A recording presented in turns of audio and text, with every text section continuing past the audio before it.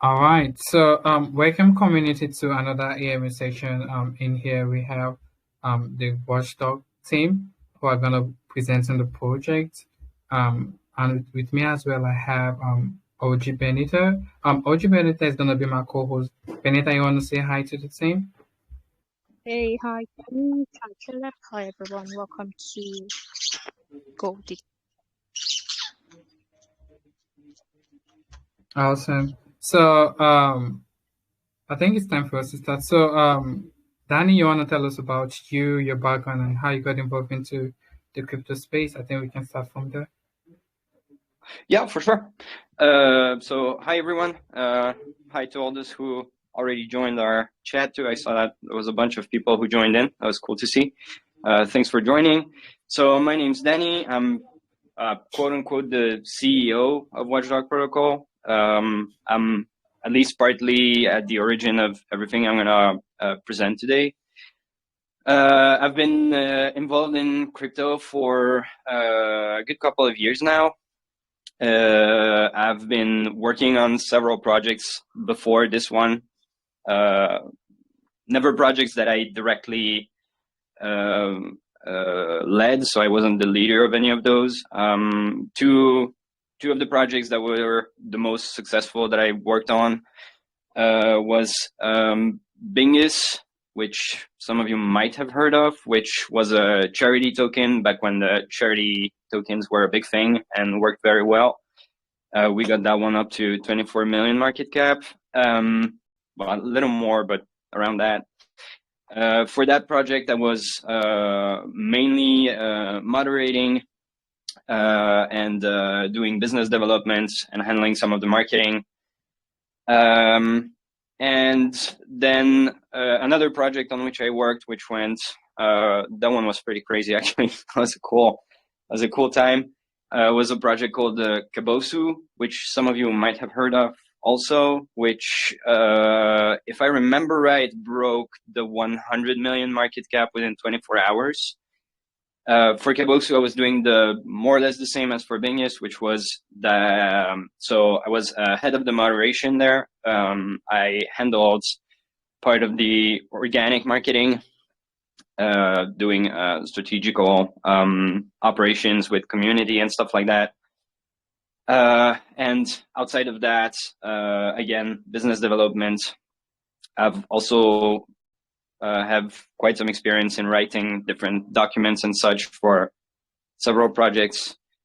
And yeah, so that basically led me here, launching a Watchdog Protocol on my own now. Awesome. I kind of fall in love with the name Watchdog. So I'm just waiting to see what is all this is all about and stuff like that. So yeah, what is Watchdog Protocol, and how did you come up with the idea? Yeah, so you can see my screen, right now? 100%. All right, awesome. Then let's get into it. So, good question. That was the first one. So, at its core, Watchdog Protocol is what we call the safety-focused, decentralized due diligence platform. It's a bit of a mouthful. It's going to be much clearer down the line once I went a little bit further in the presentation. But basically, the base concept of it is that it's going to be a platform on which people are going to be able to do due diligence, so research on projects before they decide to invest into those in a decentralized fashion. What is it made of? That's also like at the very base level. The project itself is comprised of the token and the platform. The token is basically just an operating asset for the platform, which means that the token is required in order to be able to use, well, not all the features, but the most interesting features of the platform will require to own and VDP. So there's not, at least for now, several use cases for the token. There's rather one very focused, strong use case for it. And what is the platform about? It's a little bit, as I already explained. So it's basically a way to offer users interesting ways to earn money and discover new projects, and all that through the process of due diligence. So the process of doing your research before you decide to invest into something. And just before I get into the specifics of the platform, I want to give like a little bit of well, to answer your question, actually, to give a little bit of a background for how this idea came up, and what's a little bit the philosophy behind it, because I think it helps understand down the line the platform itself a bit better. And this is also very important knowledge, I think, for everyone. So in a certain way, it's also a little bit of a gift like that.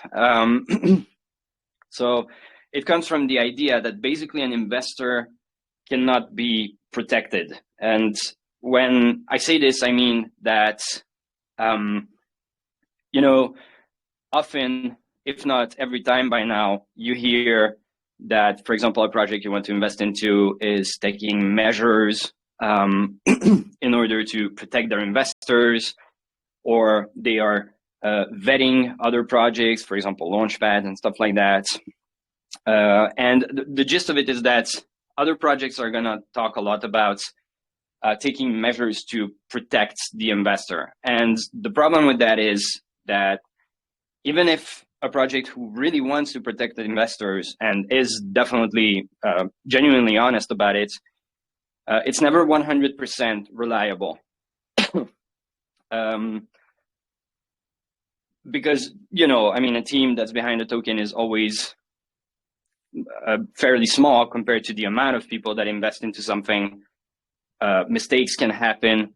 If it's some kind of code or algorithm, there is always a loophole or an issue that comes into play that will ultimately make like the actual protection more of a marketing argument than an actual thing that you can rely on. And the problem is that today a lot of investors tend to rely on that rather than take it at face value and say, okay, that's pretty cool, but I'm still going to do my own efforts. And so that led to the understanding that an investor's safety is proportional to their own due diligence process. So, because ultimately the only thing that you can truly trust, is like yourself, the information that you found and the information that you understood and the opinion that you are forming based on that information. That's, an educated opinion, and not someone who told you, or like a blind trust that you put into some kind of code or whatever that is supposed to protect you. Again, not to say that those are not good ideas. There's definitely a lot of good stuff. But yeah, ultimately, if you want to be safe, the only person that can truly protect you is yourself in this scam-ridden space. And so how will Watchdog Protocol help with this? The first thing we aim to do is, through the platform that we're building, create a space where investors can discover and support projects that they feel are safe, again, through the due diligence process. This is going to be much clearer once I'm a little bit further in the presentation. Then my favorite sentence, leverage the power of people to establish projects' legitimacy on a large scale. This is simply put, let's take a Launchpad, for example. A Launchpad, most of the time, is going to vet the projects that they want to launch on their platform. And so they have a dedicated person or two, or a small team of people who are going to do this actively. But it happened more than once. I've been following a bunch of Launchpads, smaller and bigger. It happened more than once that said Launchpad had to cancel some kind of launch on their platform or literally do refunds because it turned out that they launched something that wasn't exactly safe or, super honest. And this is not to spit on what the Launchpad does because they are doing great. The problem is that, again, it's a small sample of people who are doing a lot of work under a lot of pressure, where let's imagine for a second that rather than 2 or 3 people behind the Launchpad, it was a whole community of 500 or 1,000 or 5,000 people who do the same work, who do a due diligence on one project. There you establish legitimacy of that project that they researched on a larger scale, because you have a huge sample of people who will give a huge amount of opinions, and you will have a much more accurate representation of what you can actually expect from that project. And last, build a new standard. So that's basically our ultimate end game goal. That's the goal that if we reach it, we can say that we basically succeeded. So build a new standard for how investors do their due diligence by giving incentive to democratize and popularize a thorough research process. This simply means that we personally believe that the work that we have to do ourselves right now is very much underestimated. And so a lot of people have this ape mentality, which is very fun. I mean, even I do that every now and then just for fun, but it's something that became very infectious. And so a lot of people tend to just ape without really thinking, and they rely on whatever promise they get or whatever the project owner or the team tells them, but they don't actually go in depth. And I think that's now a widespread problem, especially with the wave of new investors that came in these last 2 years, say. And I think the number one thing that will help minimize the amount of scams and minimize the amount of victims is to create a new standard for how people actually do their research and how they actually, do their due diligence. And so we want to create an environment where we basically incentivize this research process, and through having people coming on the platform and doing it actively, popularize it, because the force of numbers. So yeah, that's basically the philosophy and kind of our our 3 main goals that we use as a baseline for everything we think about. And so let's get into the really interesting stuff now, the platform itself. So Watchdog Protocol at its core will have, obviously, the platform, as I already said, and this platform is going to be composed of 3 quote-unquote modules. The first one, which probably everyone knows, which is the staking. The second one, which nobody knows, which is the DDO-IDDO system. And the third one, which nobody knows either, except for me and a couple of other people, is the MSI. So staking is pretty straightforward. If you own VDP, you stake them, you get an APY. But more importantly, the act of staking also unlocks access to the DDO-IDDO system. And this is basically where things get very interesting. DDO-IDDO stands for due diligence offering and initial due diligence offering. And it's basically how people are going to be able to do their research on the platform. You have to imagine a little bit of a quiz. I have visuals in the next slide, so I'm going to be able to show you a little bit how it's going to look and how it will work. And so when people complete these DDO-IDDOs, they will get rewarded for it, which is the incentive I mentioned earlier. So every time you do a research on a project, not only you discover a new project and you actually learn about it in depth because you were doing your research through this platform, but in addition of that, you get rewarded. At this time, the rewards are not completely definitive, but parts of the reward would be VDP tokens, probably tokens from the project you're researching. If it's IDDO, which is initial due diligence offering, which is for project that didn't launch yet, you might be able to earn whitelist spots. I don't know if projects want to give away NFTs, whatever. So basically the rewards are not set in stone, can be anything. As long as you complete the thing, you will get rewards back into your wallet. But the most interesting part is that this DDO-IDDO system doesn't just make you do your research, it also takes your answers, because as I mentioned, it's a quiz, and it's gonna summarize them, parse them, and create the MSI, which stands for Market Sentiment Indicator, which is basically gonna reflect how a large sample of people feel about a project that they researched. And so staking unlocks DDO-IDDO. DDO-IDDO feeds MSI. But of course, none of this would be very complete if there wasn't a user using it, a user staking his stuff, and more importantly, a user benefiting from the MSI, which, by the way, the MSI page is going to be free of access for everyone. So that page is not going to require someone to own VDP or stake. That's going to be public information, basically. And so, yeah, this is how we reach this this very nice looking, nicely flowing ecosystem, which I'm actually pretty proud of, if I can be honest.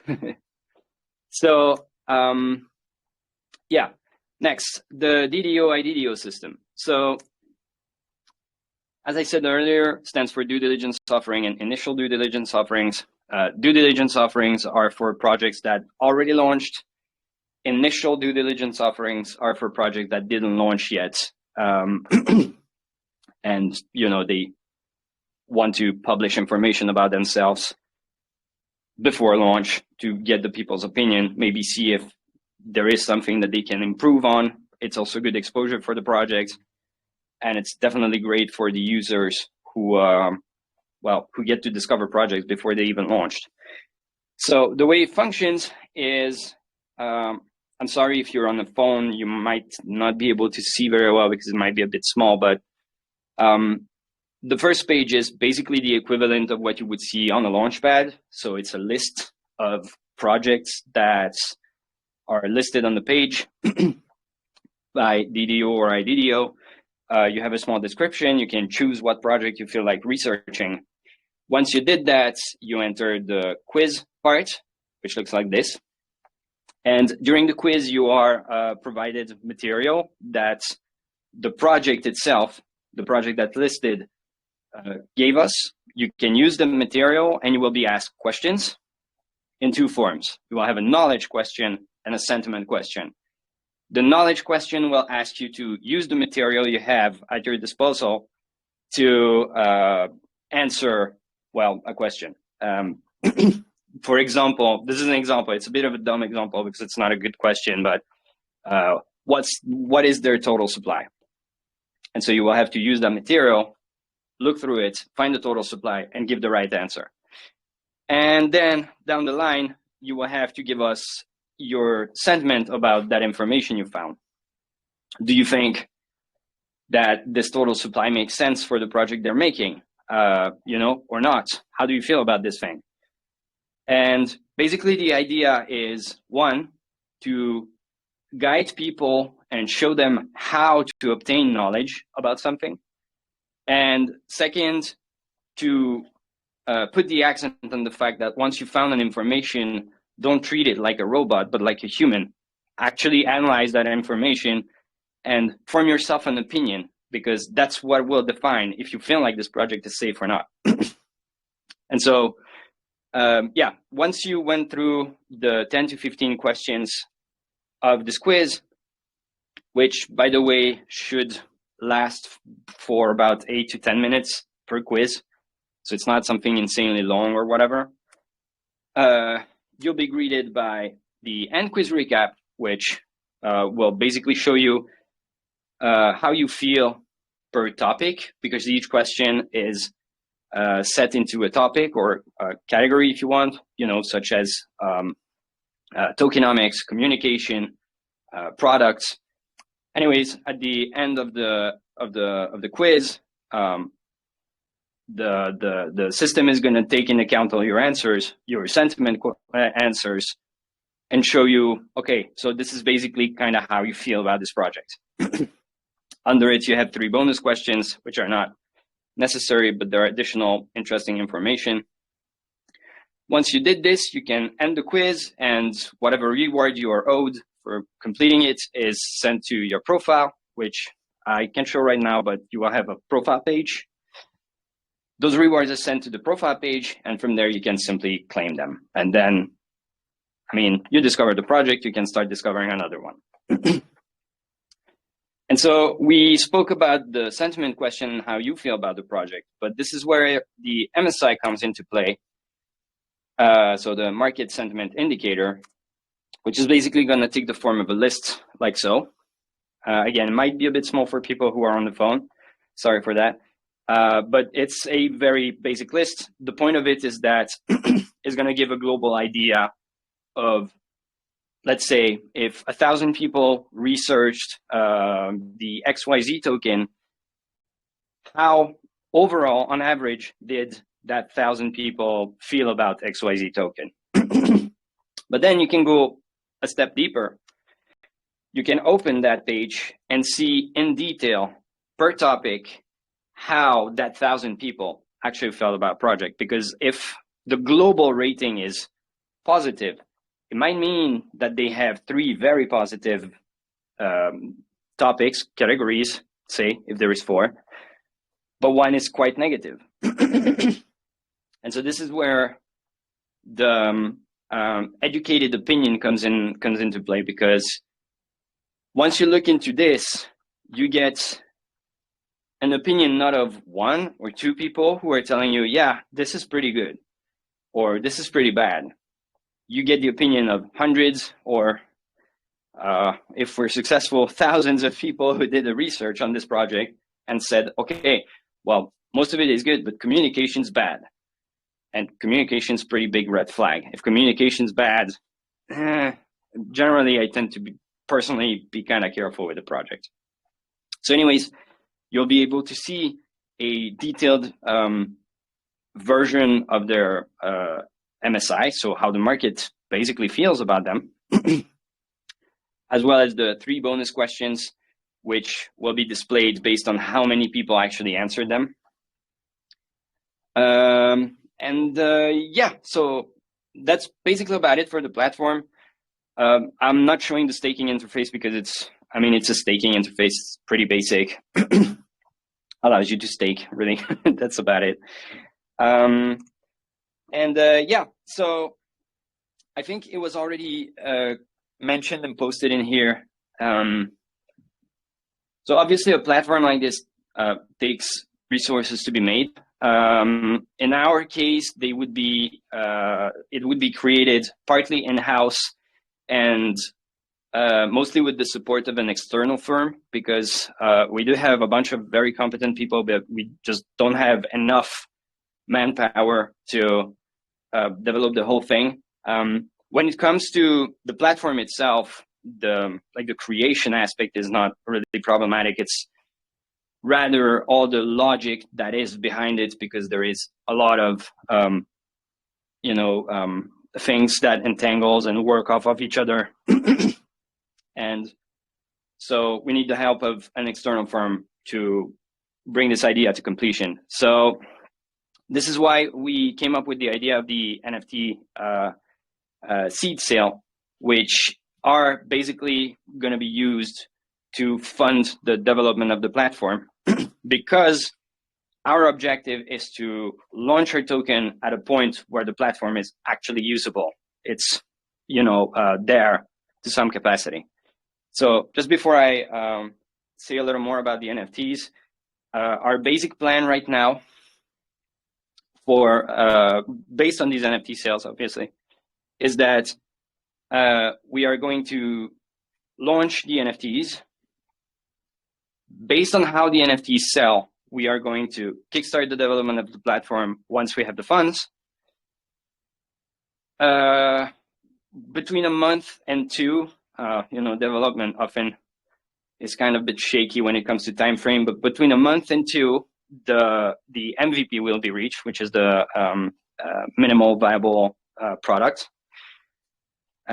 which for us means that the platform itself will be finished, the staking will be functional, and the DDO/IDDO system will be functional, albeit in a demo mode, which means that there will not be actual projects listing on it yet, but it will be, you'll be still able to go through the system and see how it works, and hopefully give us feedbacks, because that's kind of one of the main points of it.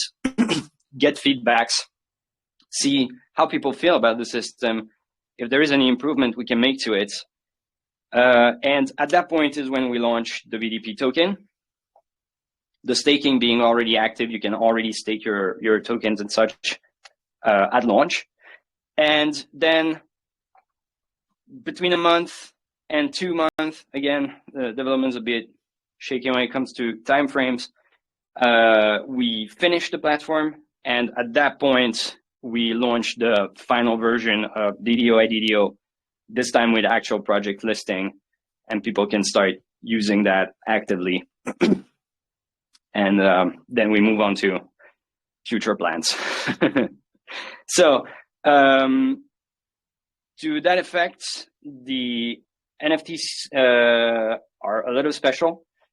There's only 1,000 of them, so it's a very small supply for NFTs. The price is 1 BNB firm.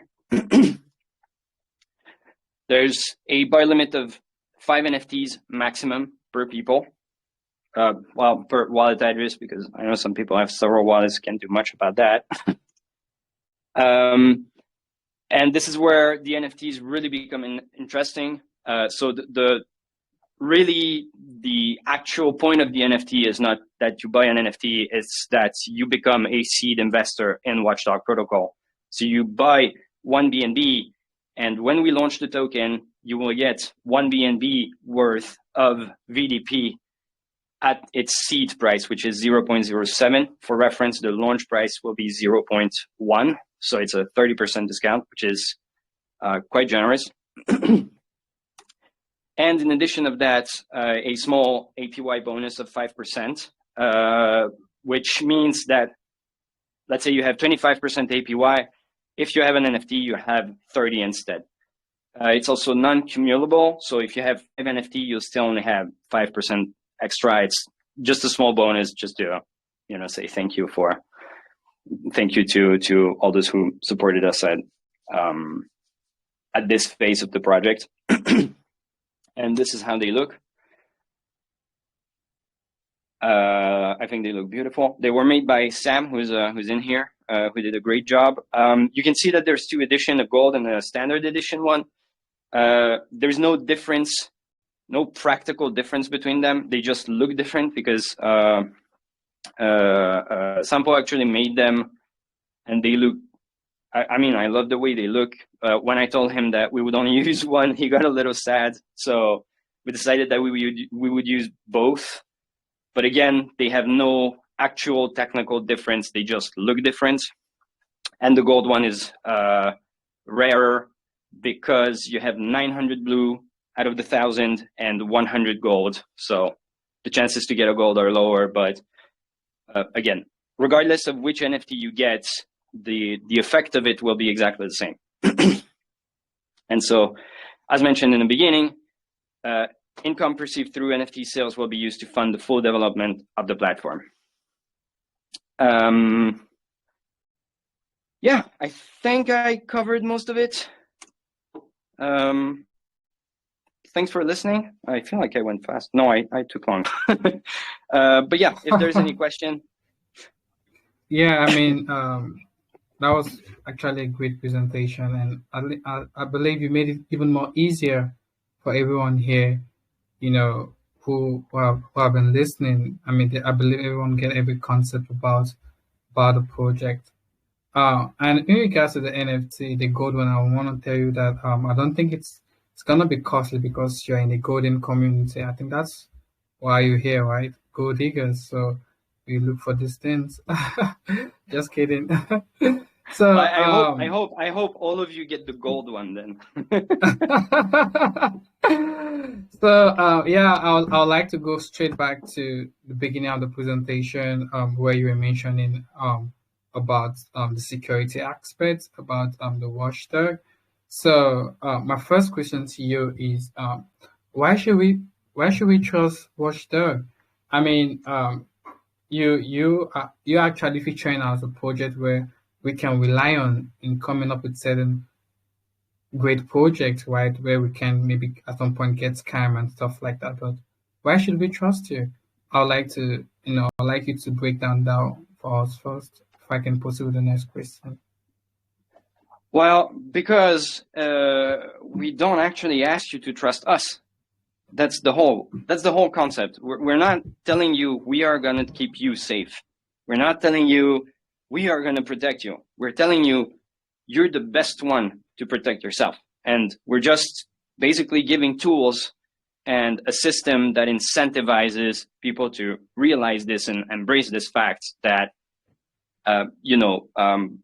regardless of how much trust they put into something, ultimately, the safety part can only be guaranteed by themselves.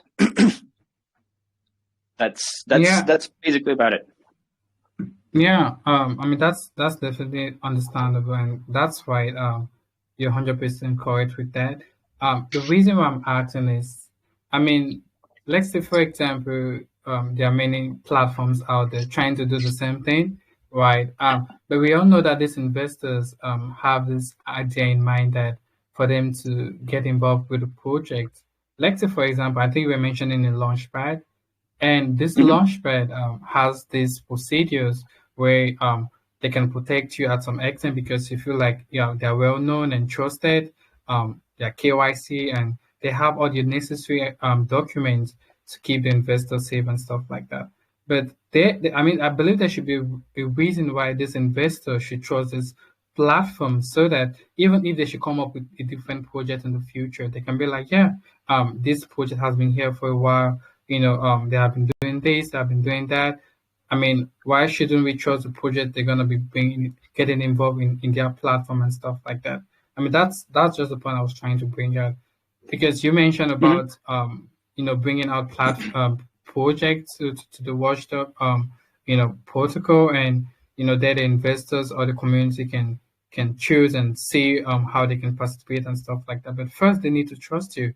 They want to believe that they can put their trust in you 100%, that you are going to bring them the right deal. So that was why I was asking how can they put their trust in you? How can they trust you that you usually deliver what you promise them? Well, there's actually two layers of answer to that. The first one is that this is the more typical answer, but I think it's pretty important to note that I have been working on Watchdog for actually over a year now. We have had community members being there for that duration. We've always been truthful to them. I can't look at the chat window, but I'm pretty sure some of them are here, and I'm pretty sure everyone would say the same about us, is that we've always worked truthfully. We've always been honest. We've always been open. We've always been present. And that's simply because that's like, for me, the base of, a project. If I was investing my money into something that's like the base of what I would expect people to be present and answer and, telling me what's going on. And so we have been doing that for over a year. And I mean, yeah, a lot of other projects have, except that we didn't even launch yet. That's the first part.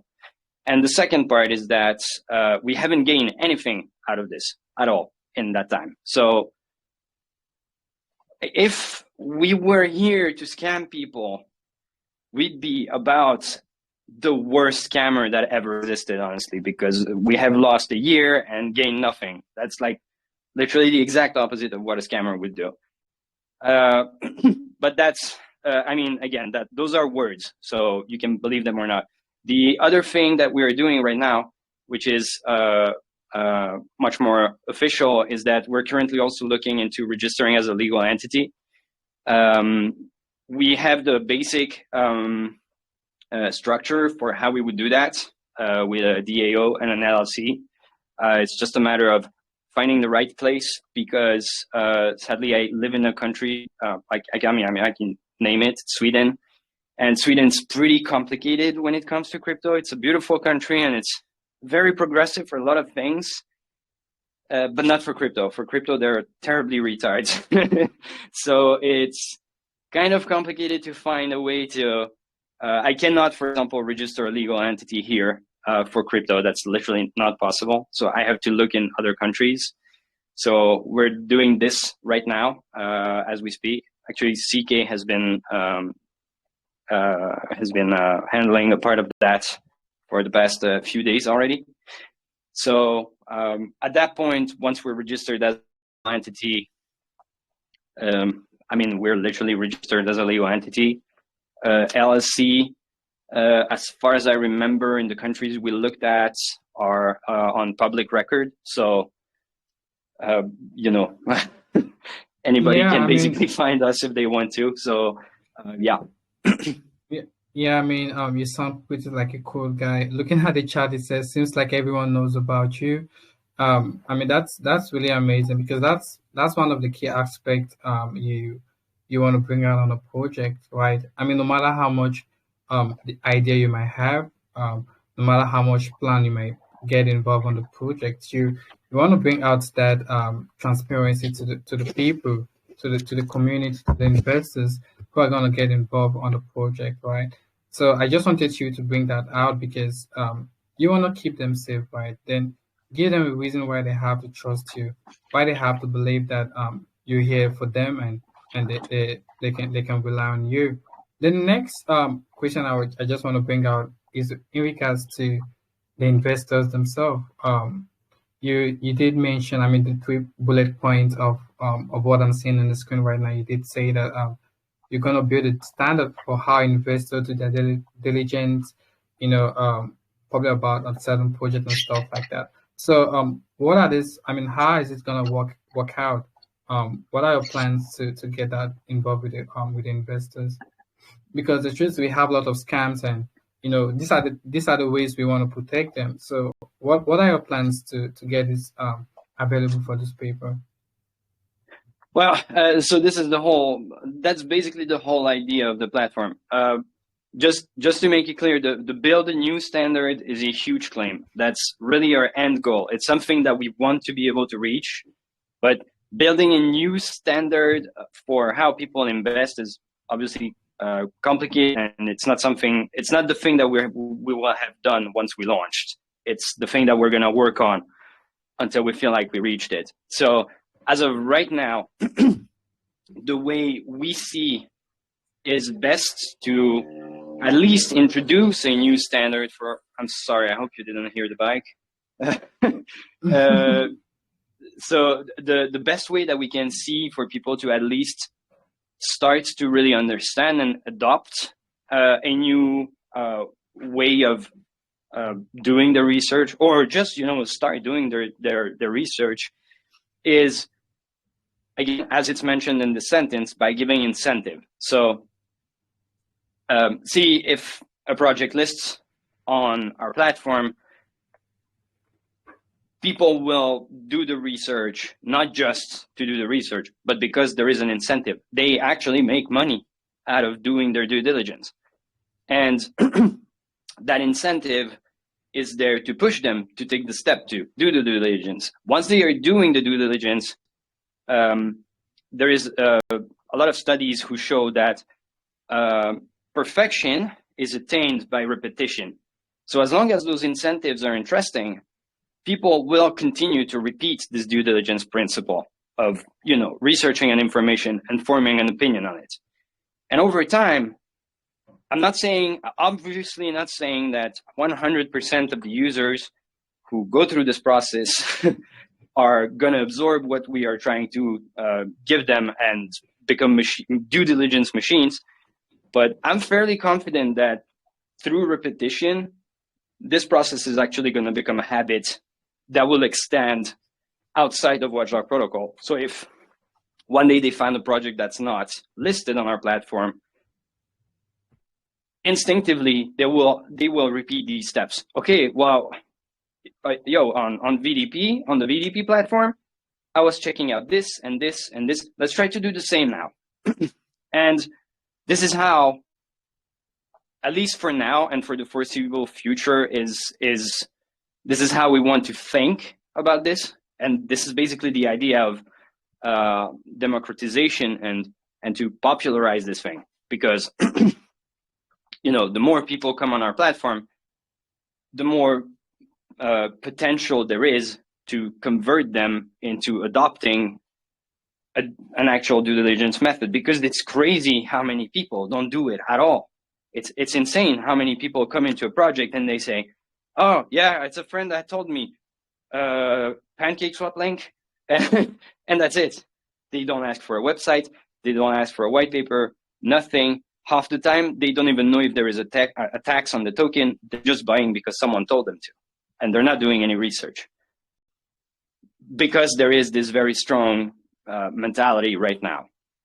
So it's definitely something that will take time, but I'm pretty confident that over time, with repetition, this is something that will have an impact. If we can build a new standard out of it, then, as I said, I'm the happiest guy alive.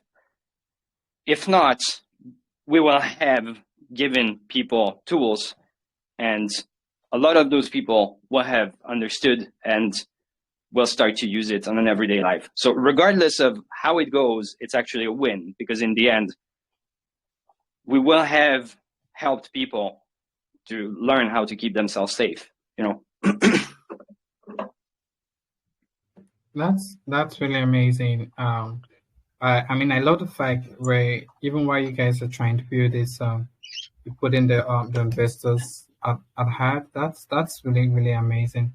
But what about these new base investors who I mean, the old ones or the investors themselves already have the idea of making their own research, about a certain project and stuff like that. But what about the new ones who really don't have much experience? I mean, how do those ones fit into to what you guys are building? How are you guys gonna help them? Well, that's actually a very good question that was kind of brought up into another AMA that I did. So at a face value, at the time that we launch and so on, we will be traded on a fairly small DEX. So we're not centralized anything.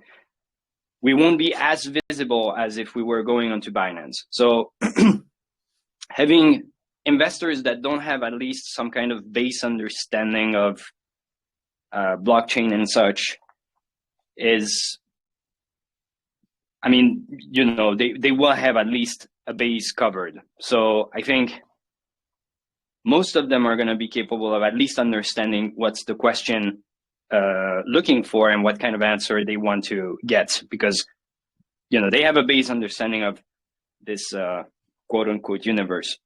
But this is something that we didn't start working on yet.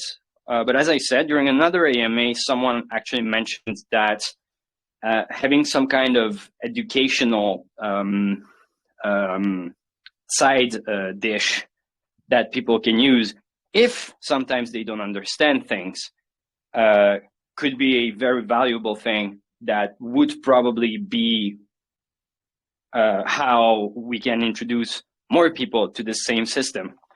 And so that idea really struck me, and it's definitely something that we are going to work on.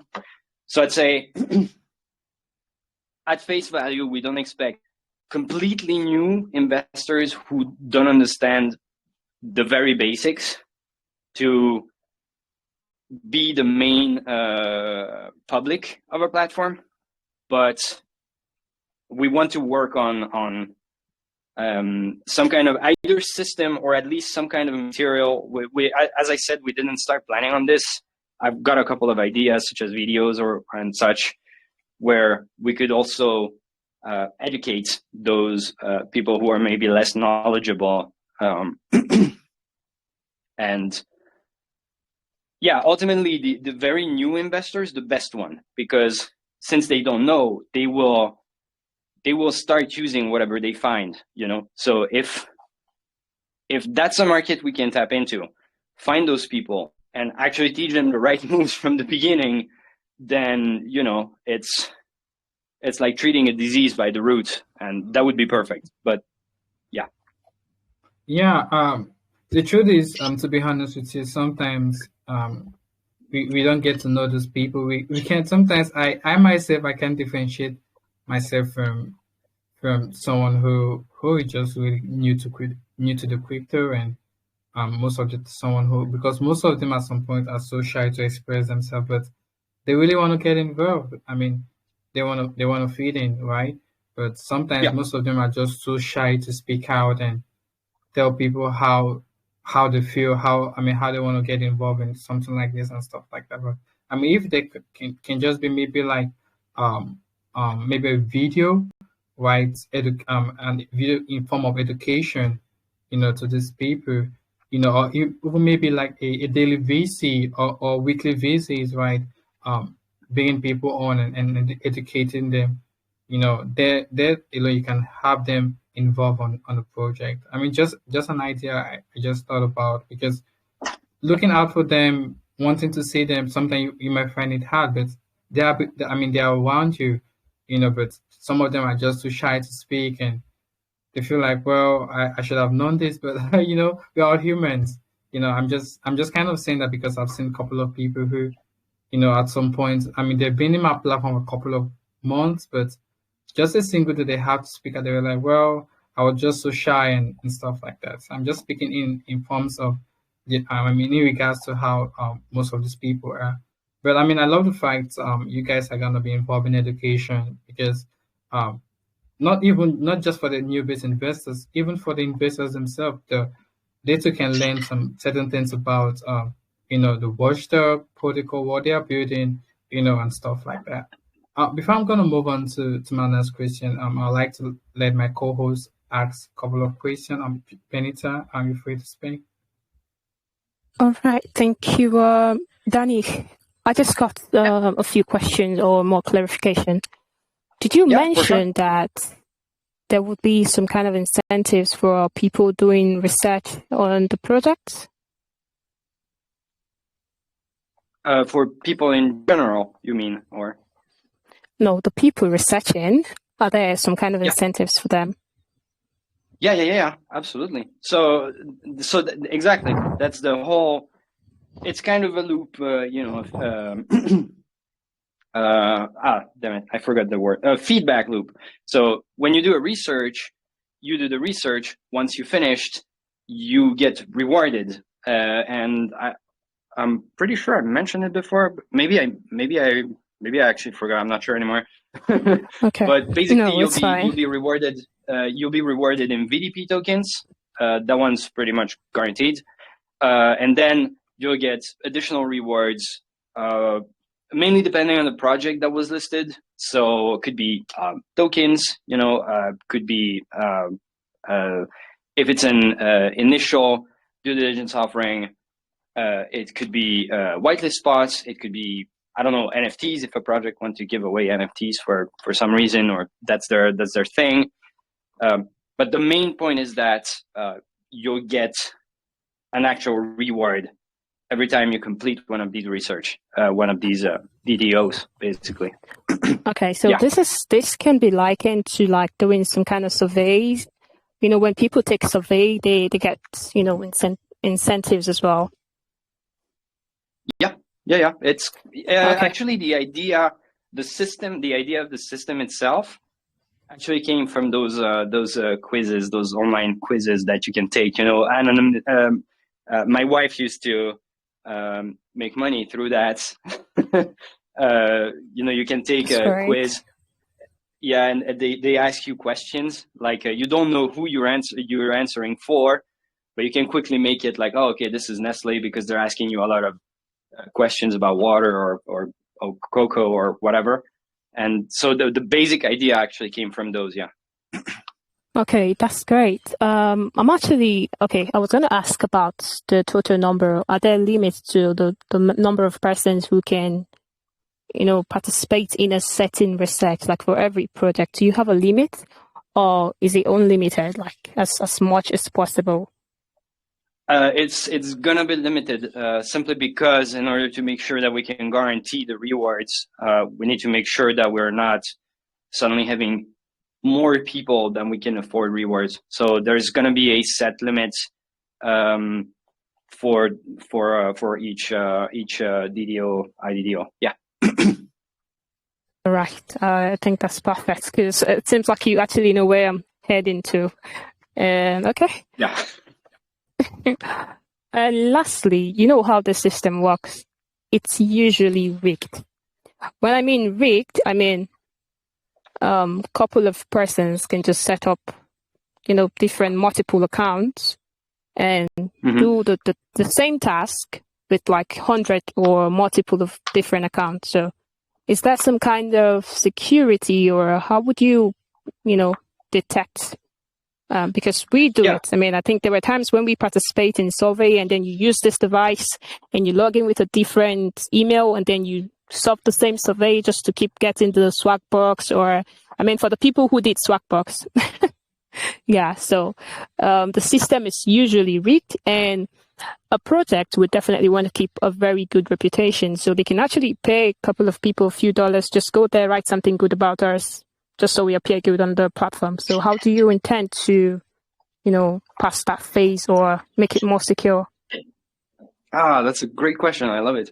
It's a cool question. Thanks.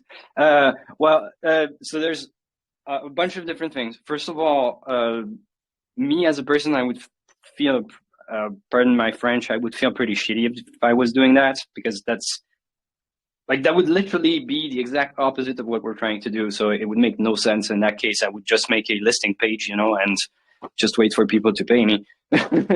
But that's not really the objective. So at face value, how to say, my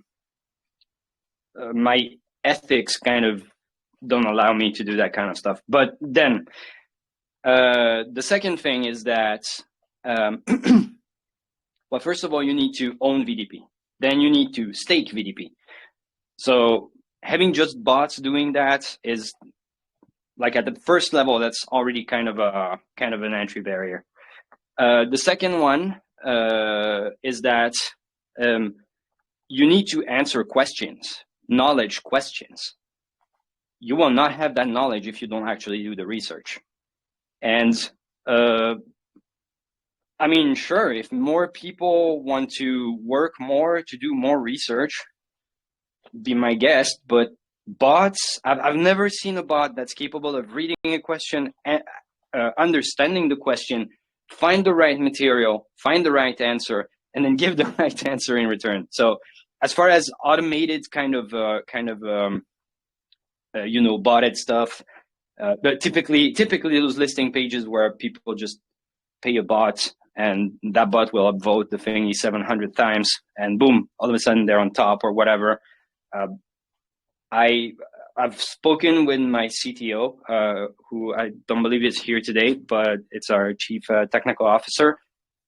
And honestly, we didn't find a way that would actually be possible with this system. Furthermore, you need to give right answers in order for the quiz to be finished. It's not just so unlike those Nestle. Now I forgot the word, but you know where I'm going. Unlike those, yeah. Here there's only one right answer. So you have to give the right answer. You have to acquire the knowledge before forming an opinion.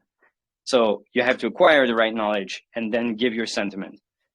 And then the third thing is that, yeah, true. Technically, I mean, I'm going to be totally honest. I mean, technically, of course, we could build in a system where even if everybody voted negative on something, we just mark it positive. But well, right now it's not something I can prove, so it's really just a matter of trust, truly. So you know, do your research once you can do your research about this regarding our system. But it's literally something that we completely, there is literally nothing like that on the dashboard. It's something that we never even thought of implementing. The first time that came up was actually when someone asked me the question, like, how do you stay true? So we, as a team behind the scene, cannot manipulate people's sentiment in any kind of way. There is not a button that allows us to change the rating of a project. And more so, it's literally just, neutral knowledge questions, and then how do you feel about it? So there's not really a way that we could, push people to answer we feel bad or good or whatever. It's completely out of our hand. That's kind of the idea of decentralized, actually. It's that we don't know who answers what. We just know that 1,000 people think this project is cool or that it's not so cool. And the last one is that, as I mentioned, we want to register as a legal entity. So obviously, I'm kind of seeing Watchdog Protocol as a company already, even if it's not legally established right now, is that the listing is the monetization. So where we make money as a company is from listing projects. And they pay, one, to appear on the platform, so which requires work, create the description, create the questions that need to be created, which some of them will be dynamic per project. So there won't even be a way to predict the answer to every question, because first of all, the answer will be different, but sometimes because the project is different, the question is going to be different too. And last but not least, they also pay for the exposure, because if our platform works even just modest in a modest capacity, we're going to have a lot of traffic, and that traffic is exposure. That's what a project is going to pay for. But outside of that, the whole idea is to stay as neutral as possible. We're going to write a description that's, just describing the project. They're doing X, Y, Z, and so on. That's about it. The rest is their own material. And that's about as much as we are going to tell people about the project. The rest comes from what they are finding. And as I said, so the revenue we generate through this is by monetizing the service itself and the traffic that a project can potentially gain by listing on our platform. Right, thank you. And lastly, I was just going to ask about the effect of, let's say there is a misconception and a lot of people voted on the wrong side. What happens? Does your platform have any, mediation means, or, a project can actually start out very well and then just a couple of minutes or hours to their IDO or their, I think you called it DDO. And, a group of people can actually just set up a fraud, what we all know as fraud, like, a bad reputation kind of thing. Start saying the guy is a scammer, we know him from a couple of projects, blah, blah, blah. And now this can actually shape in how people think about this project. So where the situation is like this and a lot of people are voting on the wrong side, and is there some kind of mediation, or what happens if it appears on your platform as, being on the negative, and then maybe in the long run, it turns out to be positive? The period of it being negative, but then on a wrong on a misconception, what happens? Well, so that's a very interesting question too. First of all, the way we set up DDOs, IDDOs is planned on a fairly large sample of people, hundreds or so. So if you really want to push that opinion, that large sample's opinion towards something negative, you need more than the sample itself in order to actually change it. Because if you vote completely the opposite, the same amount of people, say 500 people, all of a sudden 500 people decide to league together to paint a project, they will still only change their rating by 50%. They won't actually be able to push it down. They would have to be twice as many people. You understand what I'm saying? It's it's the way how the statistic works. So let's say you're very positive, there's 5 answers. If 500 people said they're very positive, and then 500 people come and say they're very negative, it's not going to become very negative. It's going to become neutral. It's going to become middle. It's going to become the third answer in the middle. So it still won't be as negative. So really, if we have a large sample of people, and I mean, that builds quickly, well, they're going to need a lot of people in order to change the project's outlook compared to how people actually feel about it. You know, I'm actually bringing out all of this because these are possible. I mean, these are things that are actually possible because we know how the system works.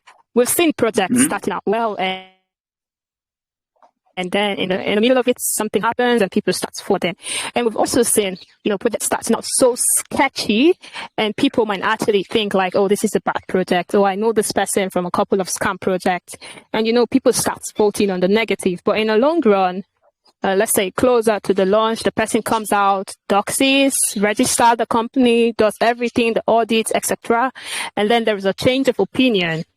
You know, so these are things that are actually very possible. But I was just checking on the negative side, because on the positive side, that's fair. But on the negative side, where a project gets voted wrongly, what happens? And going back what you said, let's say we have twice the amount of people. You mean if they're shown as being a good project, but really they aren't in that way, or? Yeah. Just to make sure that I understand you. Like vice versa. Shown as being a good, but they aren't, and also shown as being a bad, but they aren't as well. What happens? Well, at face value, we personally are not gonna list projects that we feel are like a threat, because we are also gonna vet projects. So at first of all, like in first line, we're gonna have our own opinion about a project. If suddenly there's a huge discrepancy between what we found and what people actually found, that's also gonna ring an alarm bell for us to do some research. And for that, we do have tools where we can, for example, pause the due diligence in the middle of everything, or, you know, straight up cancel it or whatever. But we have measures that we can take if suddenly something is going wrong. So I'd say if we see that something is going wrong, what we're going to do is pause the system, pause that DDO, IDDO, and we're going to, well, first of all, probably contact the team and see what's going on their side.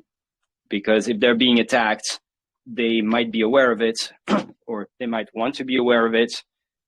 And, you know, do our investigation.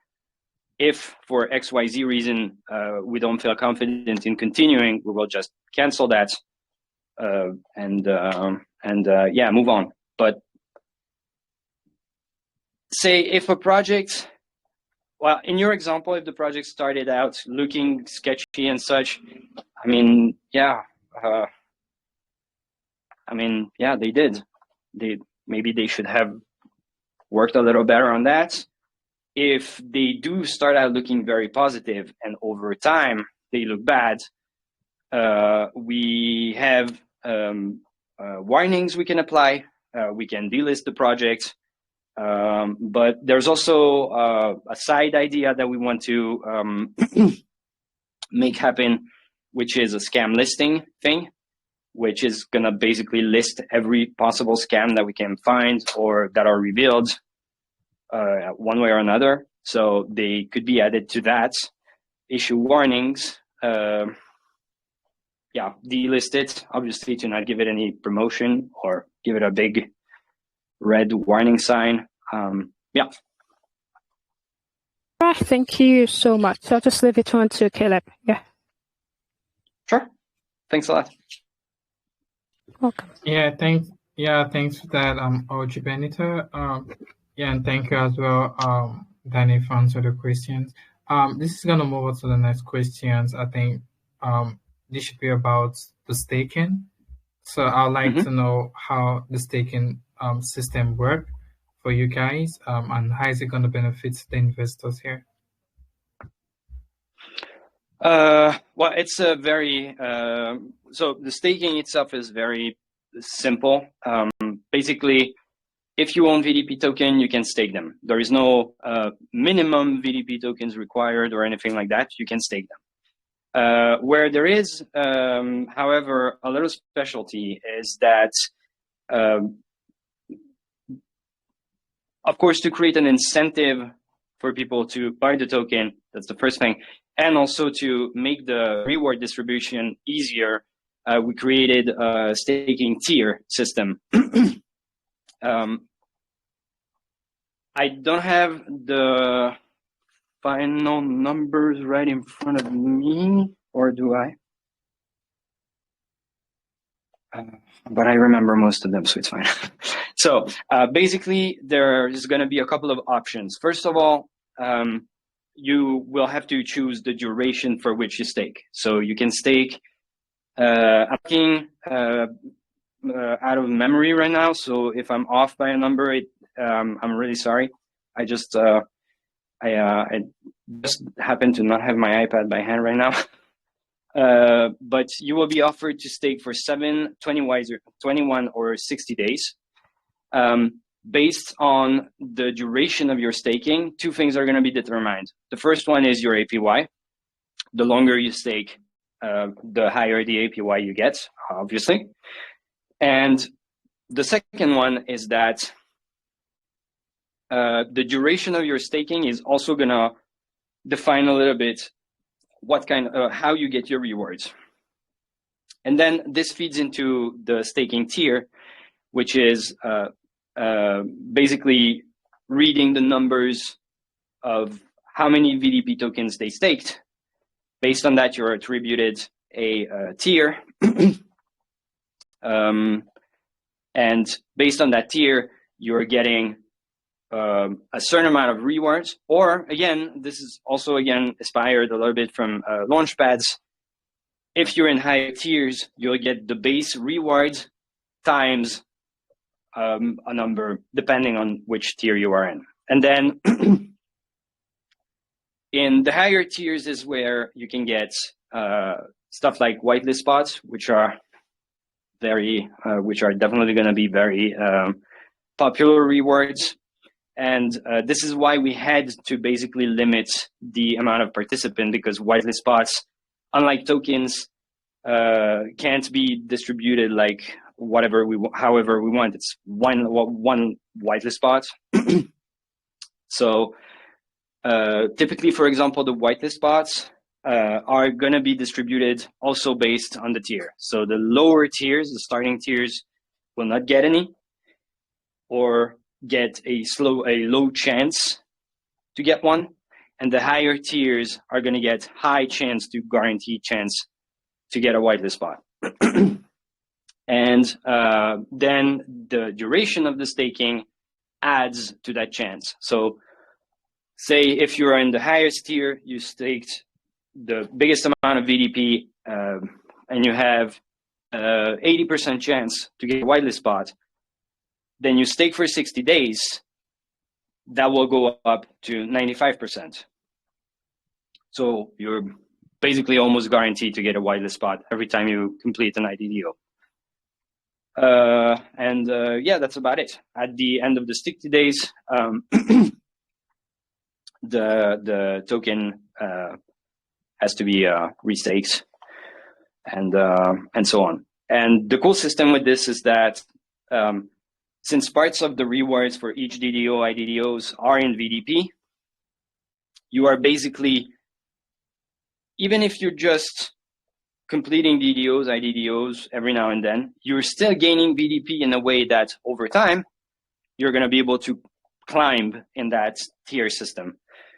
And last but not least, the APY contributes to that too, because you're getting tokens, you know, too, based on your staking. So, you know, just by being active and staking, you can slowly progress in that tier system until you reach the top where you have the best rewards and all.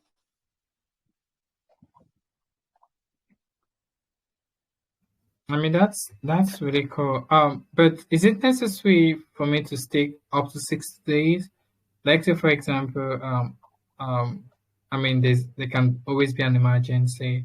I want to unstake any period of time I want. Is it possible to unstake any period of time you want?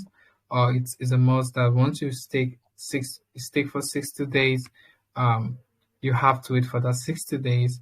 I mean, what if there's an emergency and stuff like that? So I just want you to break down, because I've seen a couple of projects out there, you know, you can unstake anytime you want, right? So I just want to know how yours work.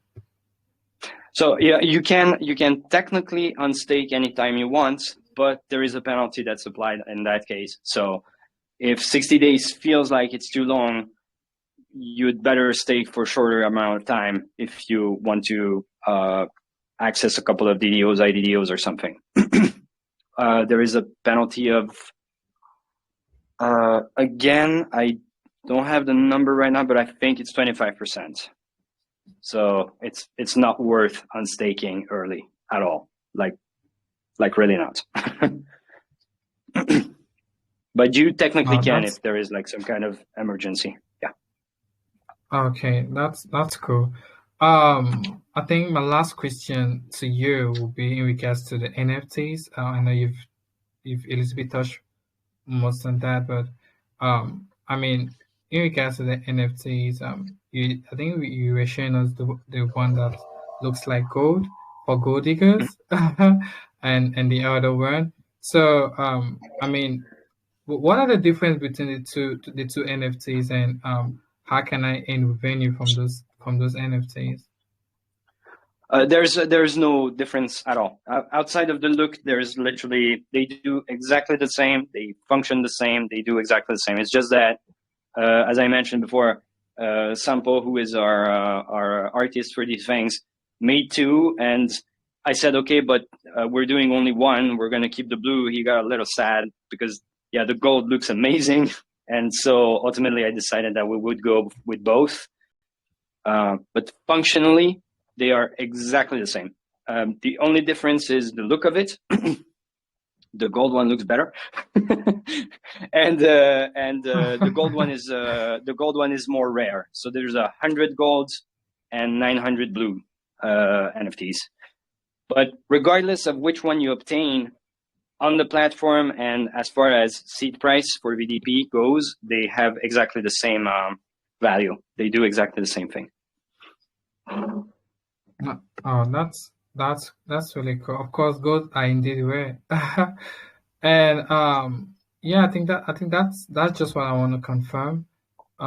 So, but the NFTs, are they ready for purchase right now, or you guys are still working on that? We're gonna announce it soon. We're just tweaking the minting interface right now. So it's functional. We tested it works. We just want to make it look good. So by the end of this week, let's say at the latest, let's say end of next week, but that's really the latest, they will be available for minting. Okay, that's cool. So guys, yeah, I mean, for you to get, I mean, if you love what you see and you're so in love with the NFTs, yeah, just stay tuned in their Telegram channel, and you get more updates about the NFT. But Danny, do you have any other thing you may want to say? Otherwise, maybe we can get questions from the community. But if you do have something to say that we will have not touched, feel free to do that. No, not really. I mean, you know, if whatever comes up that you want to ask us, just, you know, come in our community after the AMA. I just confirmed with CK that our VC is going to be open too, so you can hop in there and ask more questions if yours doesn't get answered now. And yeah, outside of that, no, not much. It's cool to be here. So thanks for having me, I guess. Awesome. But you're ready to get questions, right, from the community? Absolutely. Yeah. Fire away. All right. Okay. So, guys, I think it's time for you now to raise your hands. We and the team are generous enough to give out a $200 prize to the community, but only for best questions. So let's see who we have here. Let's get a question from Sujay. Sujay, you're muted. Hey, Caleb. How are you? Hey, buddy. Good, man. Hey. How you doing?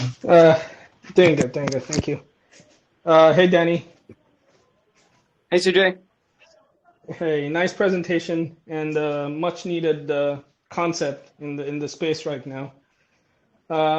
So just going a little deep into what Benita had asked earlier, and I think I understood your answer about, you know, people turning the platform into a shilling contest or a shilling platform. It's the reality of this space these days. You either have the people from the project side shilling their not so safe projects, or you have people shilling for them because they have been promised some sort of a reward, right? So when projects get listed on your platform, you can probably see such kind of behavior where people create multiple accounts to sort of push their projects. And I know what you answered earlier, that it's going to take a lot of effort and a lot of numbers to beat the sample size. But I'm still thinking it's going to skew the information a little if there is enough people if there is a group of people that are trying to shill something. So what kind of measures are you planning to take in terms of who is allowed to vote? Will that be a KYC process? Or is it just about anybody that holds the token that has the ability to vote? Well, it's so again, it's quite a lot more than voting. It's a full quiz that you have to go through, and not only just that, it's a full quiz that you have to give right answers to in order to progress in the quiz. As long as you give bad answers, you'll get thrown backwards. That's the first one. The second one is that in order to actually use it, you don't just own the token, you also stake it, meaning that concretely, you have to pay to shill another project. So again, yeah, I mean, there's probably going to be people that are brave enough to do this. As of right now, I don't see it becoming, given how our system functions, I don't see it becoming a threat big enough that the rating is, no, not the rating, the market sentiment is going to get changed. Yeah, simply because to counterbalance that, there are other people who, might vote differently. And then again, if we also enter a little bit of a delicate field here, because are we saying that the shiller's opinion on that project is not valid? Because that's a tough question. I have shilled projects that I 100% know they're very good. And I mean, based on what do we establish if these people are shilling in a way that's dishonest and they don't believe in it? For all you know, they might be telling the truth. They actually just do believe that this project is amazing. And I mean, that's the market sentiment. That's the concept of it, So there's this aspect. And then there's the aspect that I mentioned earlier that, I mean, yeah, true that there is Murphy's Law. That's definitely something I should maybe take into account a little more in this context. But I don't know if a project is gonna incentivize people enough to go on Watchdog Protocol, complete the quiz and whatnot. A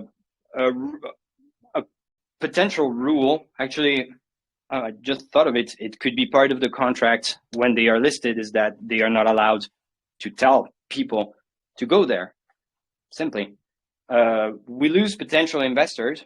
They can just say we are now listed on the Watchdog Protocol platform, but they're not allowed to say that go shill. If they do, and if we notice, because the thing is, shilling is very concentrated. You know, they do operations, so it's very easy to see them. All of a sudden, poof, 500 people just voted the same thing at the same time. That's weird. Then in that moment, we pause the ongoing DDO, and either we reset it or we cancel it, and they just lost money.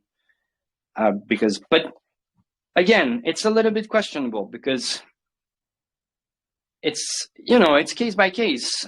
I'm not sure we can concretely say that they're being dishonest because they are voting positively. For, as I said, for all you know, they might just be voting honestly and saying their honest opinion.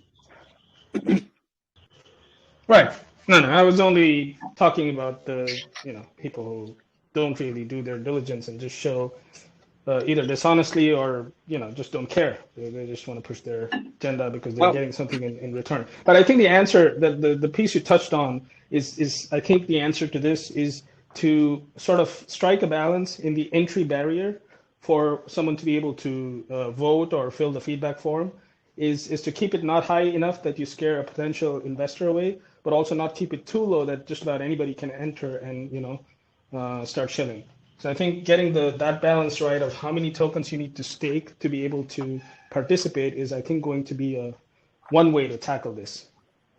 That definitely could be a measure. Then again, there's a little bit of a moral question. Do I really want to limit people's access to learning due diligence? And furthermore,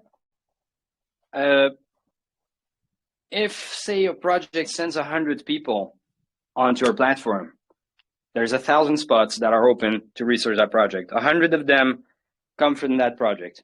They all buy VDP. They all do the due diligence. I mean, they still have to do the due diligence. They can't just not care because, as I said, they have to read the question, understand the question, find the answer, give the answer for each question. And if they do more than a mistake or two, their whole thing is it won't pass. It's not accepted. So we have a threshold of, we have a very, very low threshold of how many mistakes you can make, partly to prevent this kind of stuff and to incentivize that, yeah, you do have to actually do the research. So I absolutely see what you're bringing up in the fact that it might cheat on the final results, but I also kind of want to see it as a little bit of a win, because that's still 100 people who actually went through the due diligence process for that project. And I mean, they bought VDP too, so that's pretty positive. But more so, they did do the due diligence. Maybe they become active users after a while. You convert them, right? Yeah, I think the amount of effort it's going to take to participate is probably going to be not worth it, or is not going to be something that a lot of these bot type of shillers will participate in eventually. Maybe they might start off, but they might not continue doing that. So I really like the concept, and all the best. I hope this really works because it's definitely required in this space. All right, thanks a lot, man. Thanks a lot. It's very nice. Thank you. Thanks, Caleb. Yeah, thanks for that, Sergey. Up next, let's get a question from let's see who I haven't called in for a while. West. I haven't heard it speak before. West, you're muted.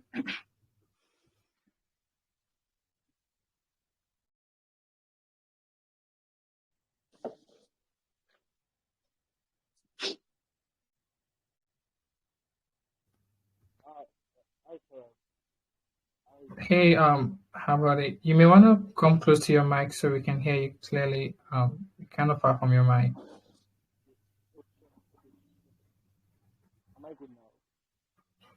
No, we still can hear you.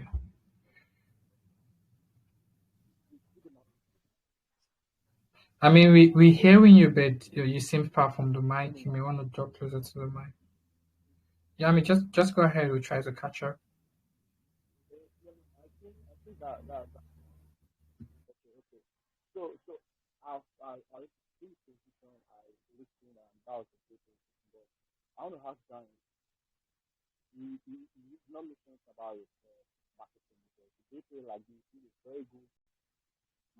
No, we can hear you, Andrew West. We can hear you. You're pretty far from your mic.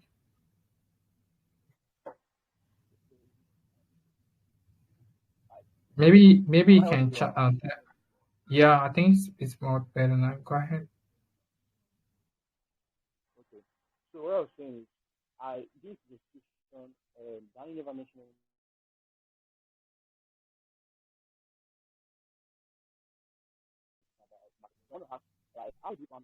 Andrew West, sorry. Maybe you can just type in your question in the chat. We still find it hard to hear you. Yeah, just type into the chat. I think we'll have to move on. Let's see. Let's get a question from Rising Star. Rising Star, you're muted.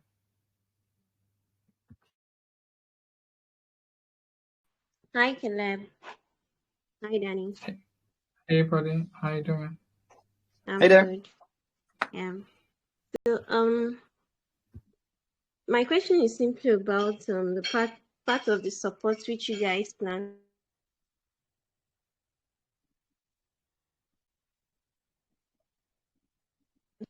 Sorry, can you hear me?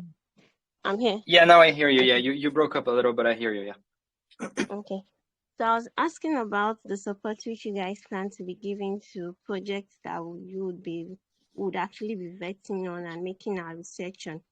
So I was just thinking if you guys would be have the intention of acting as a crowdfunding platform for such projects. And when I talk about crowdfunding, just about funding a project by getting a group of investors who are willing to invest in that project, of course, after doing their own due diligence. So are you guys thinking about doing something like that for them? So that's not something we thought of at all, but it's a hell of a good idea. I like it. But yeah, at face like at its base, that would pretty much be done through the IDDO, which is for projects that are not launched yet, and the IDDOs we would obtain through partnered launchpads and such. So while we are not the crowdfunding platform, we would definitely offer an avenue for them to show themselves, and if the public is big enough, a very good opportunity to market themselves by showing how solid they are. And one thing that we do not mind at all is, for example, if they get a very good result, to talk about it. Hey, on Watchdog Protocol, we got rated this. People are happy with us. That would be a great thing. So yeah, we at least for now, we're not planning on being a crowdfunding platform. We want to really focus on the due diligence aspect, but yeah, the idea is really cool. I like it. All right, that's nice. And Caleb, I don't know if I could ask another one. Yeah, just go ahead. Okay, thank you. So Danny, yeah, about the research materials that would be available for investors to do their own diligence, I want to know what exactly would these materials be? Would it be, because some of these projects don't really have white paper. Some of them would tell you that their white paper would be like updated as time goes by. So what are, for a situation whereby a project does not have stuff like that, So what research materials would be available to the investors in order to make their own due diligence?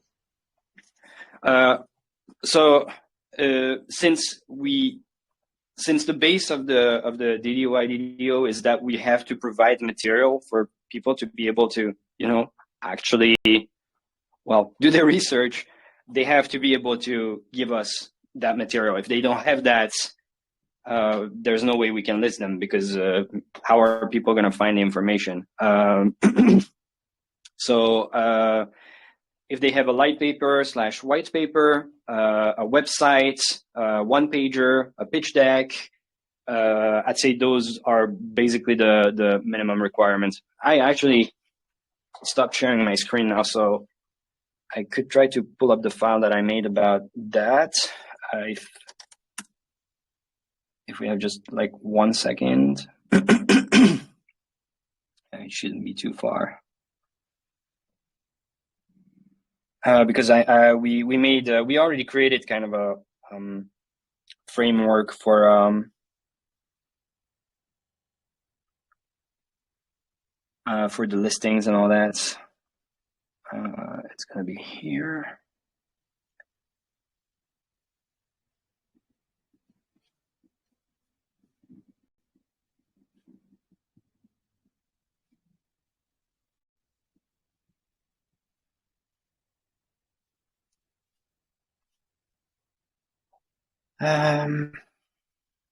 Of course, now that I said this, I can't find it.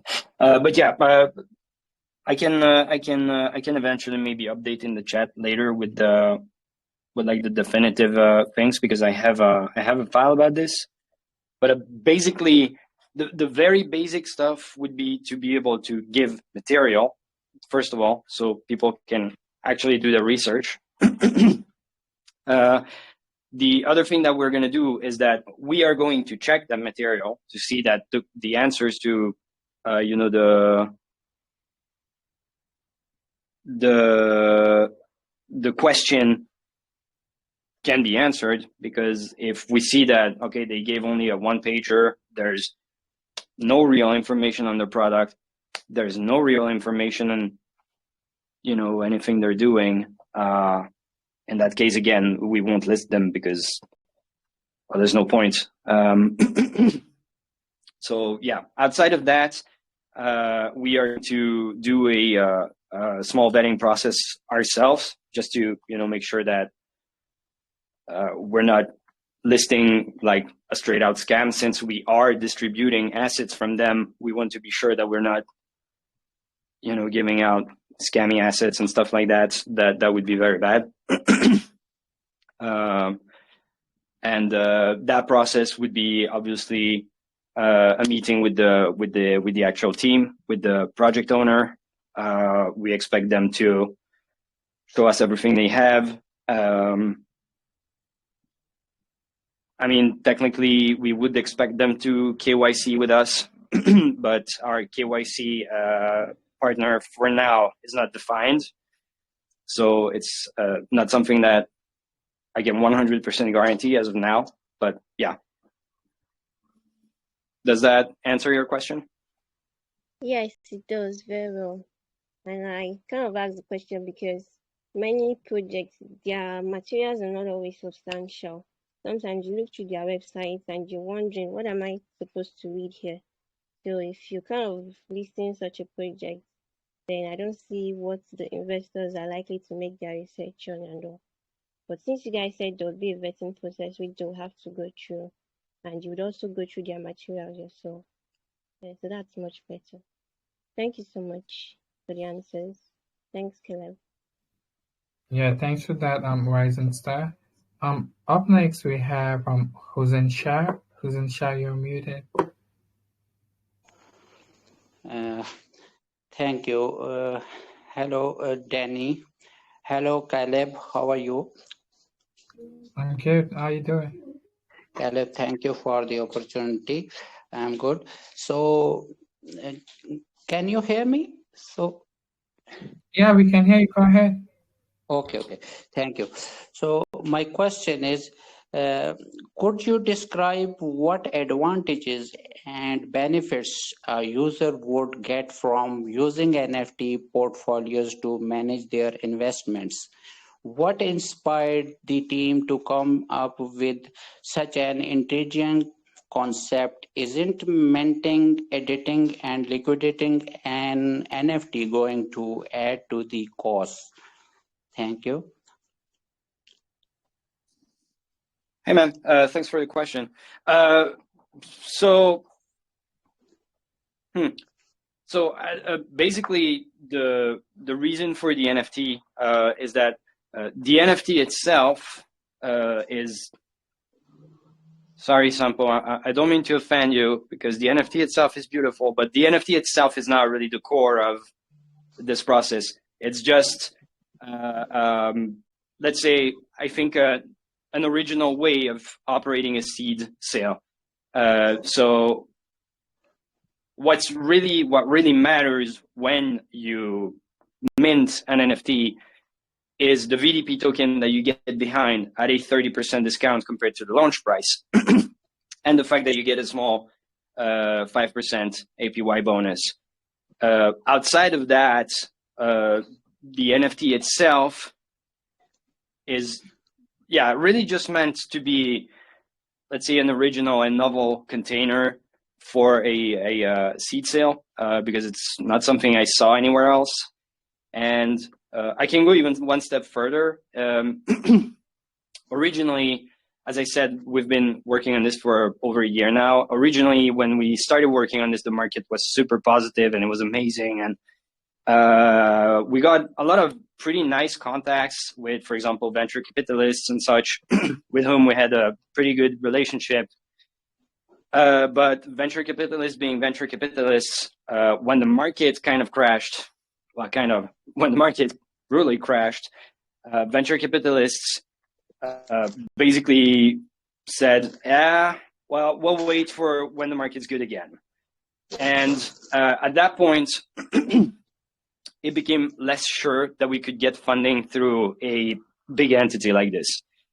And then I started to think, well, what if, rather than relying on a big entity, and ultimately, rather than giving one big chunk of our supply to one big entity, and then being kind of dependent on them, what if we try to do the same thing, except we give this opportunity to basically anyone? They get the same price as that big entity, but it's spread over as many people as there are buyers. And yeah, it's basically a way to create, to give the opportunity to be an angel investor to whoever sees and believes in what we're building and mints an NFT. Does that answer? Yeah. Thank you for the answering, and best of luck for your project. Thank you very much. For sure. Thanks for your question, man. Thank you. Thanks for that, President Shai. Up next we have Chase. Okay. Hi, Caleb. How you doing? Hi, Danny. I'm good. Hello. Thank you. Hi, Danny. Can you hear me? Yeah. Hear you well. Okay. All right. Thank you. Nice project. While you were speaking, I heard you say something about sketchy projects, and that kind of caught my attention. Mm-hmm. Projects that have the tendency to either rock pool or honeypot. So I just want to know, how would you determine a sketchy project? Because even most gurus in the space find it hard to tell. So what percentage ratio do you want to give for protecting investors from sketchy projects? Well, again,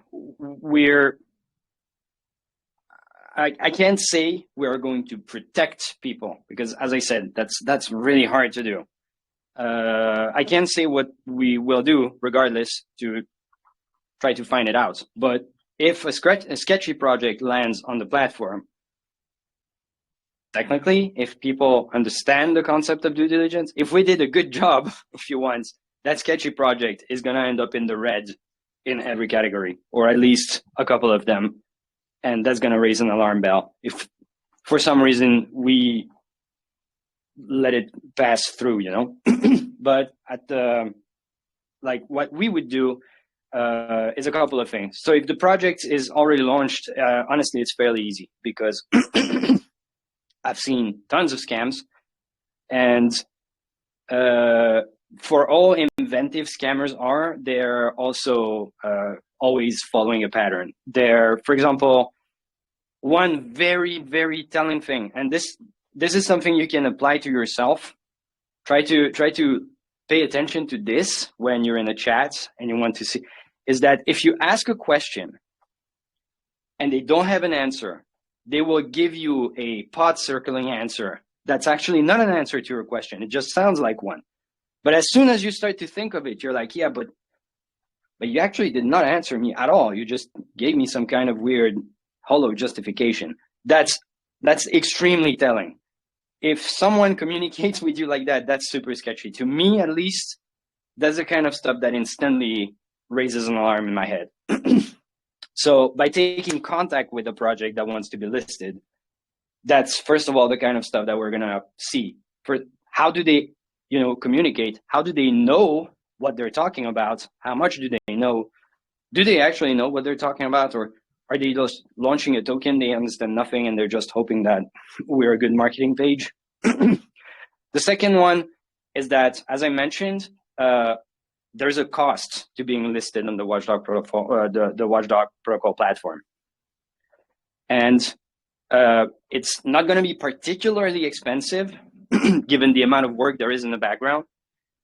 But in my opinion, it's too expensive for an actual sketchy project who plans to just do a rug pull quickly, because those people tend to tell you that they are going to invest into marketing, but they do not invest into anything. They wait for people to buy a couple and they either dump or they pull the rug or whatever. But it's very rare that they spend actual legit money on promoting their project if their plan is to scam people in the background. Of course, you know, there's always the exception that confirms the rule, but still, in general, in the vast majority of cases, I don't think a very sketchy project is going to come to us because we're going to be too expensive for them, kind of, if that makes sense. And then, obviously, they need to have material, again, and that material needs to give answers. A sketchy project will have a white paper. And here, again, we go back into that communication trick that I told you about before. If you read the white paper of a project that tends to be on the limit of honest, there will be a lot of very knowledgeable words put together. And when you read it out loud, it sounds like it's the most clever guy on earth who made that paper. And then you start thinking of it and you realize that it makes absolutely zero sense. That's also, in general, that's also very, very telling of, you know, if they legitimately actually are going to launch something, or if they're just telling us that they are, but what they're actually trying to do is to get people's money and run away with it. So I'd say here again, see, this is the opinion part. So what we are basically doing is that we are vetting those projects, looking into these things. We are forming our own opinion.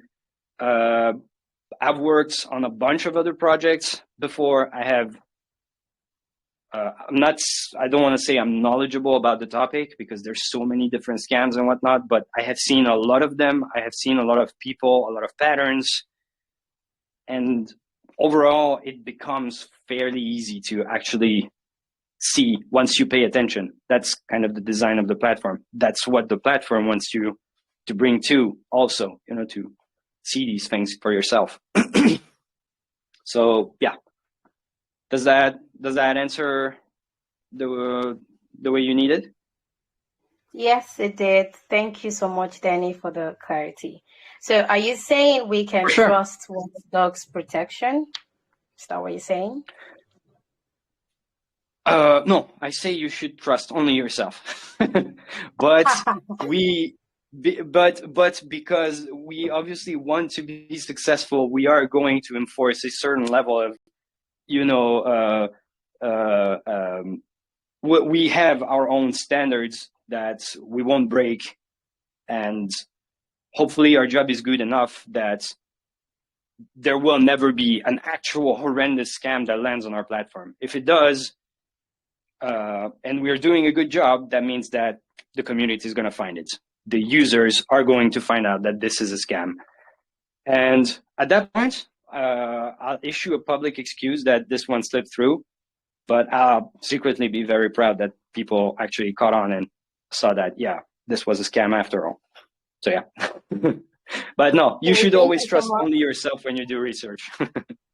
All right. Thank you so much, Danny. Thank you, Caleb. I really appreciate. Thanks for that, Luchase. Up next, let's get a question as well from, let's see, Kindness. Kindness, you're muted.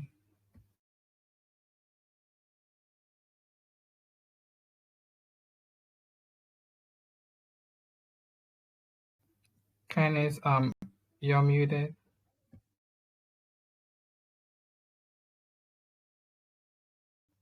Kindness? Okay, I guess we'll have to move on.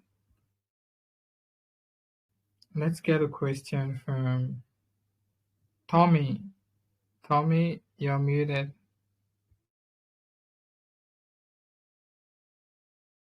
Hello, can you hear me? Yeah, we can hear you. Okay, so your platform is kind of fully regulated.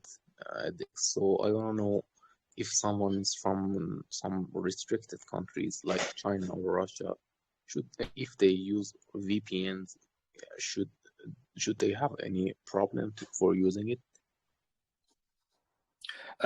No. So based on what our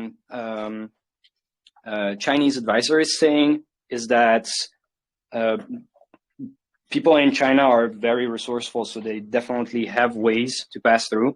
For us, we're not, as I said, it's decentralized, so we're not tracking VPN and stuff like that. As long as you have a wallet address that you can connect to BSC, it should work, no problem.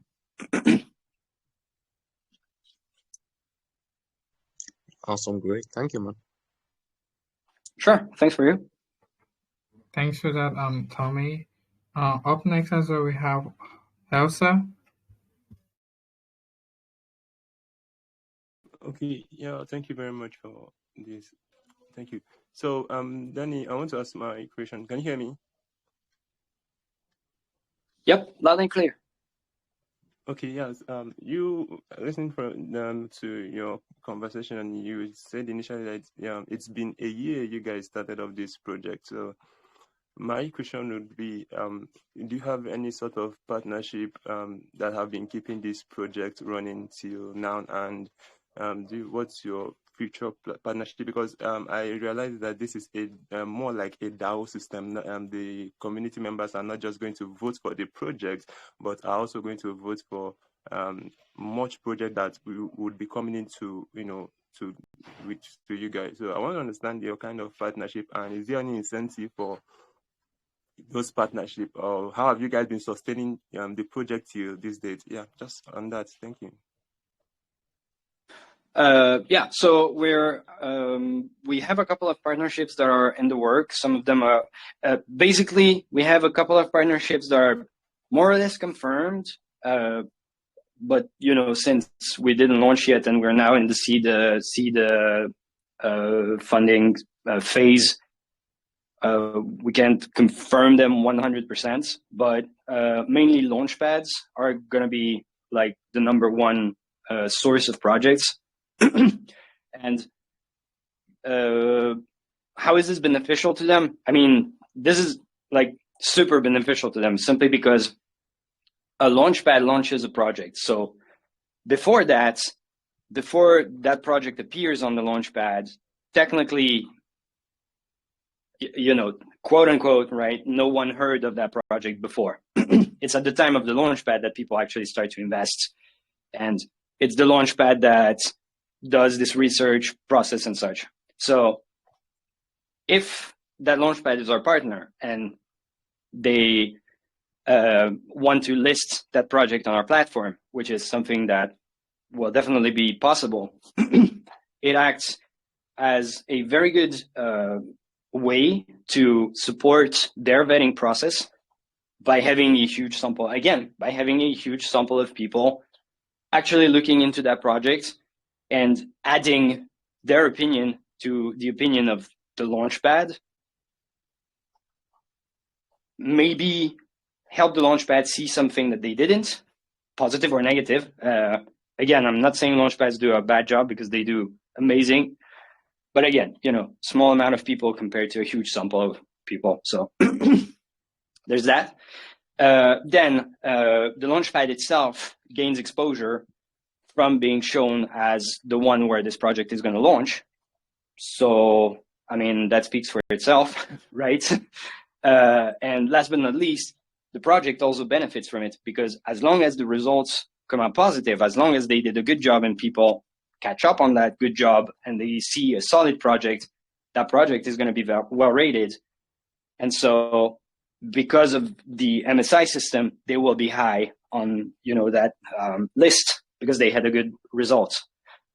And so it generates instant exposure for them too, for people to actually see the the project, see the launchpad, and probably decide to invest if they did a solid job. And then the user benefits from it because it's a partnership with the launchpad. One of the rewards is a whitelist spot. So if that project's solid, the launchpad wants to list it. They list it, they gain exposure. The project gains exposure. The user get to discover a project that didn't even launch yet. And depending on their staking tier, they gain a whitelist spot to invest into that project at the best price possible. So, you know, it's like a circle of, I want to call it a circle of awesome. I don't want to sound cocky, but I think it's cool. Does that answer you? Yes, but there's a part I needed to answer, which is the part of sustainability to this point. Is this personal fund that you guys have been sustaining your project? Because I know you pay in some other workers and all. So have you guys been self-sponsored, or you also have other sponsorship? Yeah. I'm sorry, I'm not sure I understand your question. Okay, I'm saying it's been a year of you guys building the project. So my question is, okay, a part of my question was, are you guys self-sponsored, or is there any other collaboration you guys have that have been supporting you guys? Because even to the point of a year now, so what have you guys been, you know, like, have you guys been self-sponsored, or, you know, the other partnership you guys have to have sponsored you guys till now? Yeah, that's it. Hope you get it. Yeah. Mainly we've been basically working for free.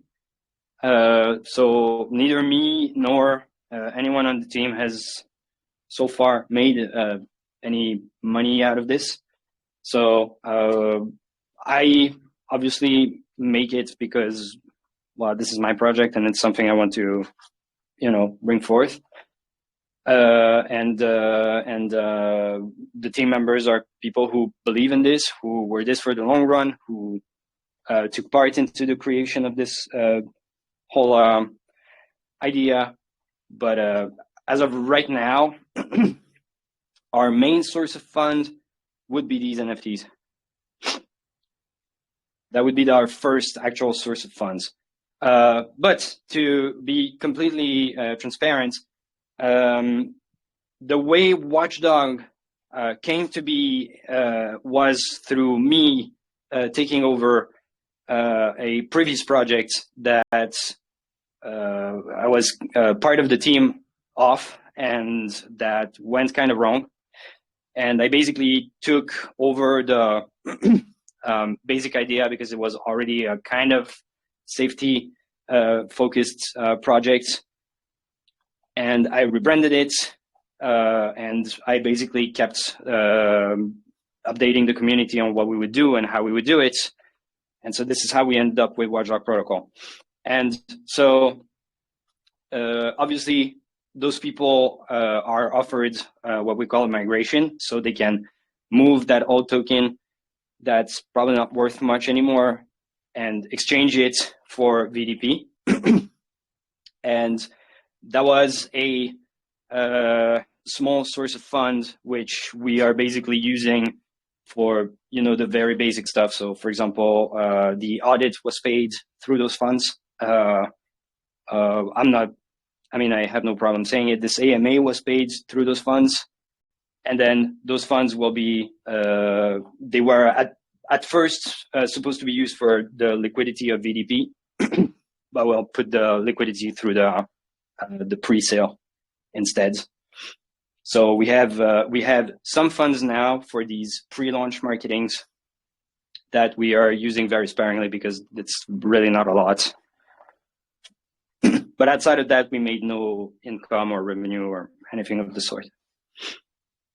Okay, no problem. Thank you very much for your honest reply and your transparency. I really appreciate that.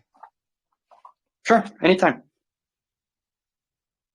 Awesome. Thanks for that, Hausa. I think we can get a question from the place. The place, you're muted. Hello guys, can you hear me? Yeah, go ahead with the question, brother. Yeah, okay, here you so my question is, I just want to comment on your project. It's great. I just want to ask a partnership. Why did you choose to partner only with Launchpods, Exchange, and venture capitalists? Have you thought of extending your project with launches? I mean, normal projects like crypto scammers to work together for the betterment of world dogs. We didn't really choose to partner up just with Launchpads. We just happened to have good contacts. With specifically 2 Launchpads. And given the concept that we're creating, it just made sense that, you know, to ask them if they'd be interested to you know, work together on this.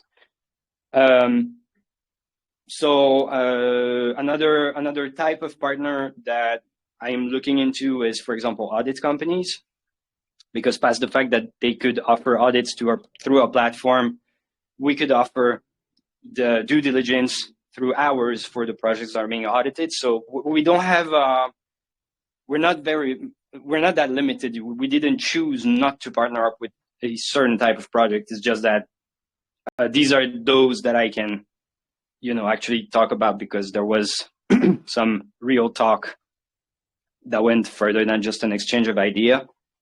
And when it comes to venture capitalists, well, that's simply because this kind of platform actually costs quite a lot of money. And originally, since I mentioned the migrators, we already got some funds from the migrator. It felt kind of wrong to say, okay, well, if we want to make the platform, they just have to pay more to give us more. And so we wanted to go to venture capitalists because past the fact that they give you money, they also have a network that they often share with you, or you know, people who have certain skills that we might be lacking and such. So originally, that's why venture capitalists felt like a good choice. I think, you know, it could have done good. Ultimately, though, I do not believe that that would have made like an ultimate difference, because I've been following, you know, other projects that were very ambitious, that had not one venture capitalist, but like 16 behind them. They raised millions and millions. One project in particular, I remember, raised $40 million, to give you an idea. And today, they're worth nothing. They're completely crashed. They barely speak in their Telegram. So ultimately, that kind of showed that, wow, well, they had all that money. They had all those contacts, all those people behind them, and it didn't work out that well. That kind of showed me that while venture capitalists are cool, they're not, you know, the magic, they're not the Harry Potter who just comes in and is like, yeah, Wingardium Leviosa, now you fly to the moon, you know? It's much more nuanced than that. So ultimately, without venture capitalists, I mean, some of the most successful projects today never had any venture capitalists to start with. You know, like SafeMoon, for example, just to give one example. So, since we're building a platform that relies on users and people to use the platform, in the end, it made sense to have them be, you know, the initial investor, the angel investor, basically. Does that make sense? Yeah, it make more sense now. Thank you for giving me the opportunity to speak. You're welcome. So, Danny, do you still want to get a few more questions, or you want to wrap it here? Well, I mean, it's been 2 hours. I don't mind answering a couple more questions. I'm just my ears are getting sore from the headphones. But sure, if there's a couple more questions, we can go just a little more. As I said before, anyways, CK is gonna open the chat in our Telegram, anyways. So if you couldn't ask your question now, make sure to go in our chat, join the VC, and ask there, because we can continue answering questions then. Okay. We'll just get a few more couple of questions, and then we wrap it up. But if you're not called, you don't have to worry. You can always go to the Telegram channel and ask your question over. Let's get a question from, let's say, Philadelphia. Philadelphia, you're muted.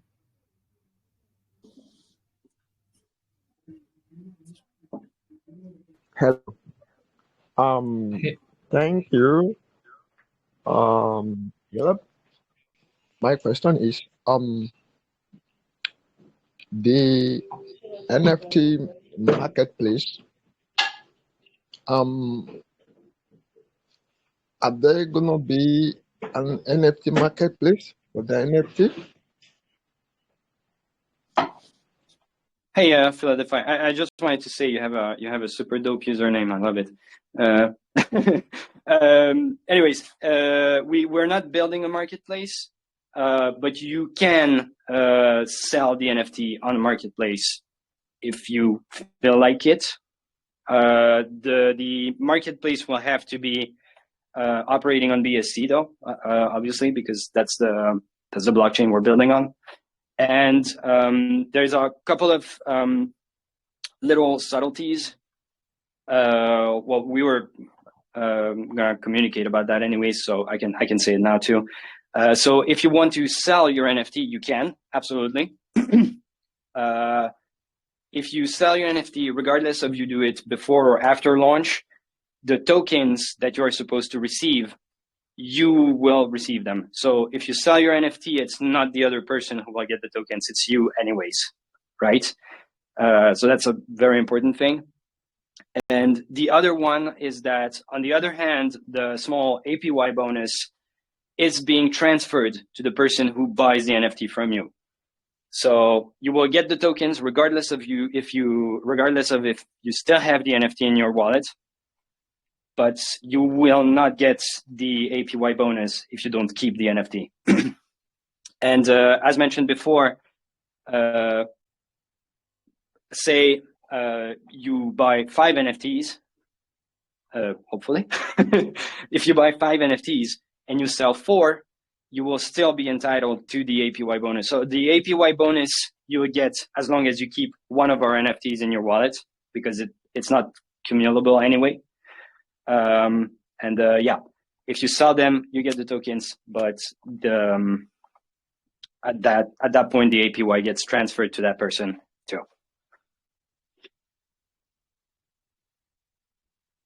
Thank you. My second question will be, do you have substantial utility for your NFTs? Sorry, could you repeat the last part of your sentence? I'm not sure I heard correctly. Okay. Do you have substantial utility for your NFT? Yeah. So no, at least not as of now. The only quote unquote utility of the NFT would be the APY bonus. But outside of that, the NFT was chosen simply because it's very easy to, when you mint an NFT, you can use the metadata of the NFT to assign the tokens that people are supposed to receive. So kind of chose the NFT mechanic for that. And because, I mean, it just looks cooler to have a seed pass than to, just buy tokens like that. But as of right now, there's no plan to make further use of them. Who knows? Maybe I'll come up with an idea down the line. But as of right now, there's nothing else. No. All right. Thank you for being true. Do you have plan to go cross-chain to other ecosystem? Yeah, that's a great question. I like that one. I like that one a lot. So the platform itself is technically cross-chain because it's a list and you answer questions. So any project from any blockchain can be listed on it and you can answer questions and such. The only caveat here is going to be your wallet, which will have to support the network on which that project is if you want to receive your rewards from them. And to that, I answered that, yeah, we're going to be able to distribute rewards to other wallets. Right now, we didn't make that system yet, but I think the way it's going to work, again, stole the idea from Launchpad. Sorry, I'm not very original for these things, but basically you have a main wallet, which is the wallet that's your base wallet that you use.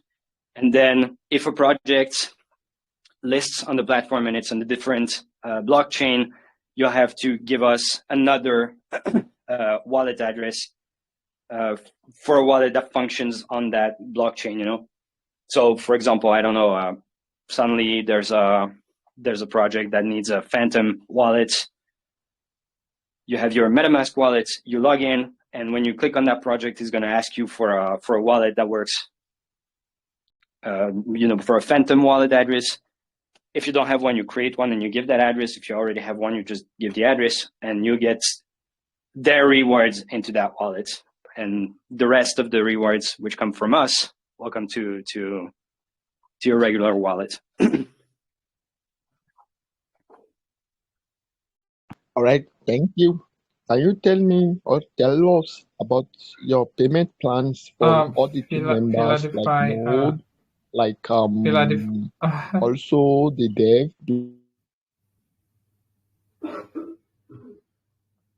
Philadelphia, we don't have. If you do have more questions to ask, you want to go to that Telegram channel. We are trying to give other people opportunity. Thank you. I'm sorry.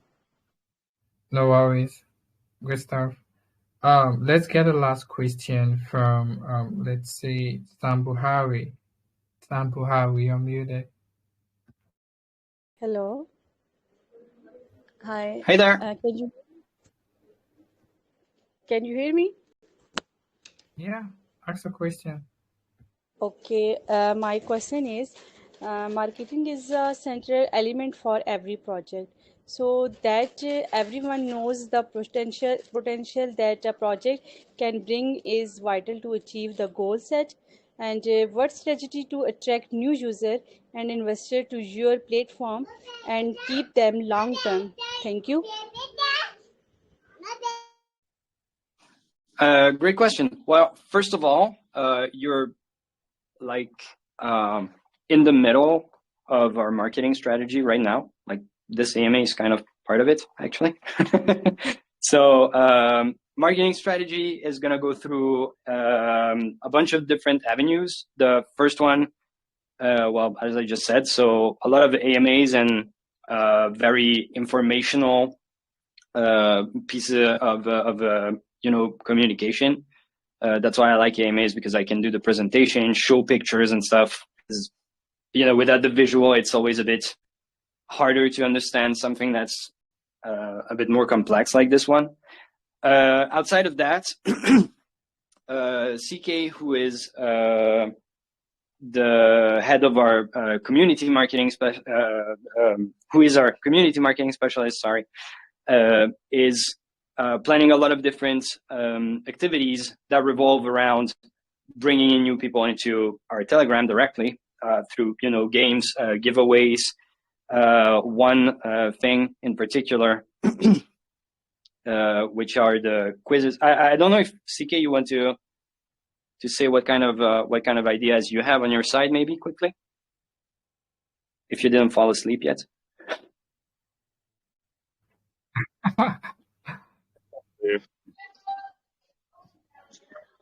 So there's many different things that are activities that community could do to help grow and help bring everybody more together, such as we have little mini games that we do.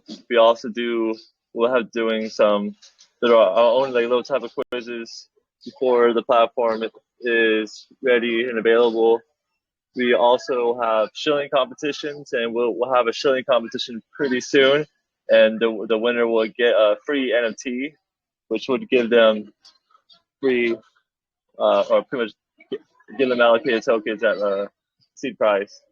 So I'm pretty sure people don't want to miss a chance to win on something like that. Thanks, man.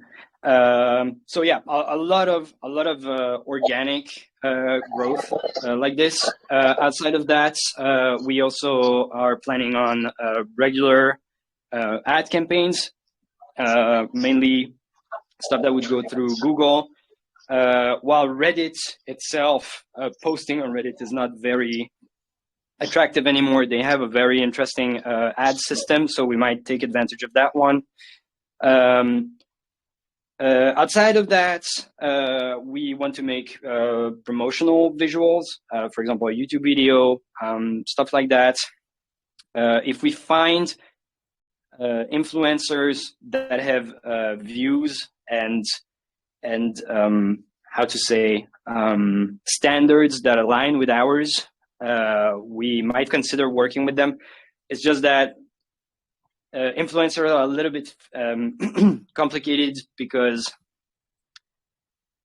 a lot of them have been involved in a bunch of not very bright stuff, some big influencers too. So if we work with influencers, we want to be sure that it's the kind of people that really aligns with like our perception of things and our standards.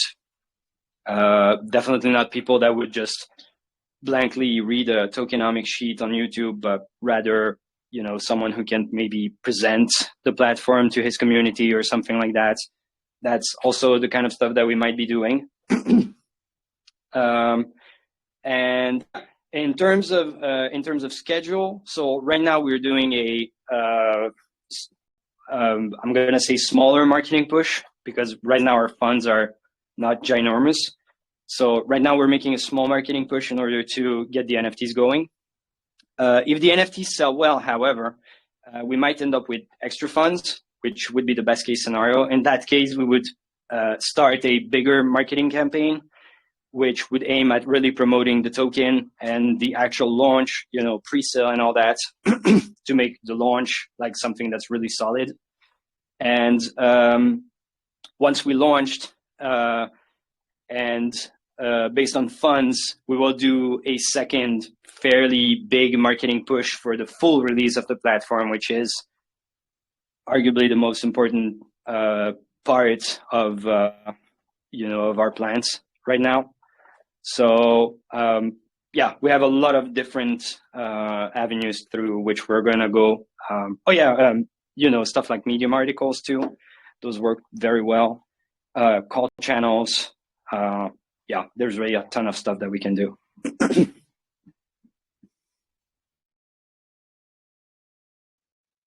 Does that answer your question, Sambuhari? I'll take that as a yes. So, Danny. Best of luck your project. Thanks for that, Sambuhari. I think that's how far we can go. But I just want to ask you one question I missed earlier real quick about your tokenomics, the buy and sell tax and the total supply. Do you want to break down that for us a little bit? Yeah. Yeah, sure.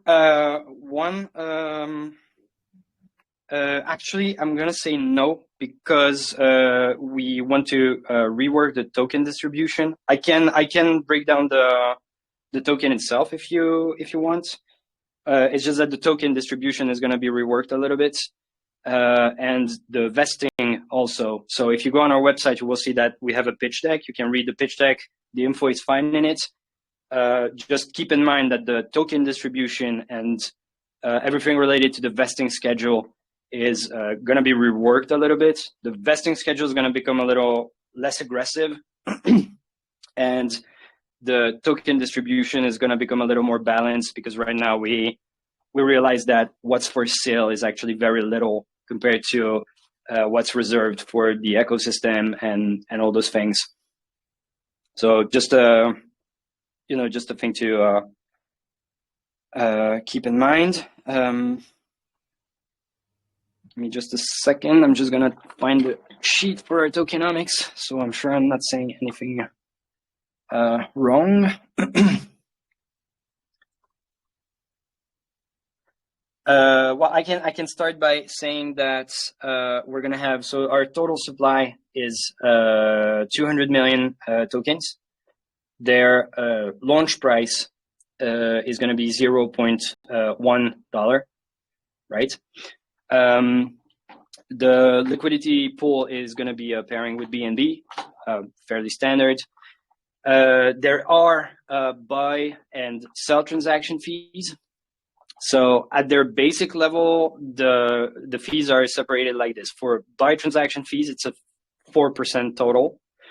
2% of it is going to go to our liquidity. 1% is going to be reserved in VDP for the ecosystem, for most notably the rewards and the APY, which is going to necessitate a steady income. And 1% of it is going to be perceived by our development and marketing wallets in BUSD. That way, we don't have to, you know, actually sell our own token in order to do something if we want to do some marketing or development or whatever. And for the sell transaction fee, it's basically the same, doubled. So it's 8% total, 4% liquidity, 2% ecosystem, and 2% dev marketing. A couple of small things. We will have no wallet-to-wallet fee. So if you transfer your tokens to another wallet, unlike a lot of other projects, you will pay no fee. You won't pay anything for that.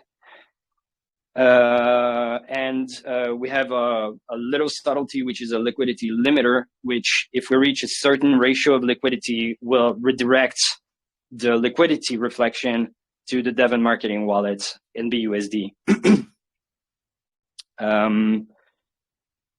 One thing that I also want to clarify now, it's I don't have exact numbers right now because it's one of the things we're working on, which is the vesting.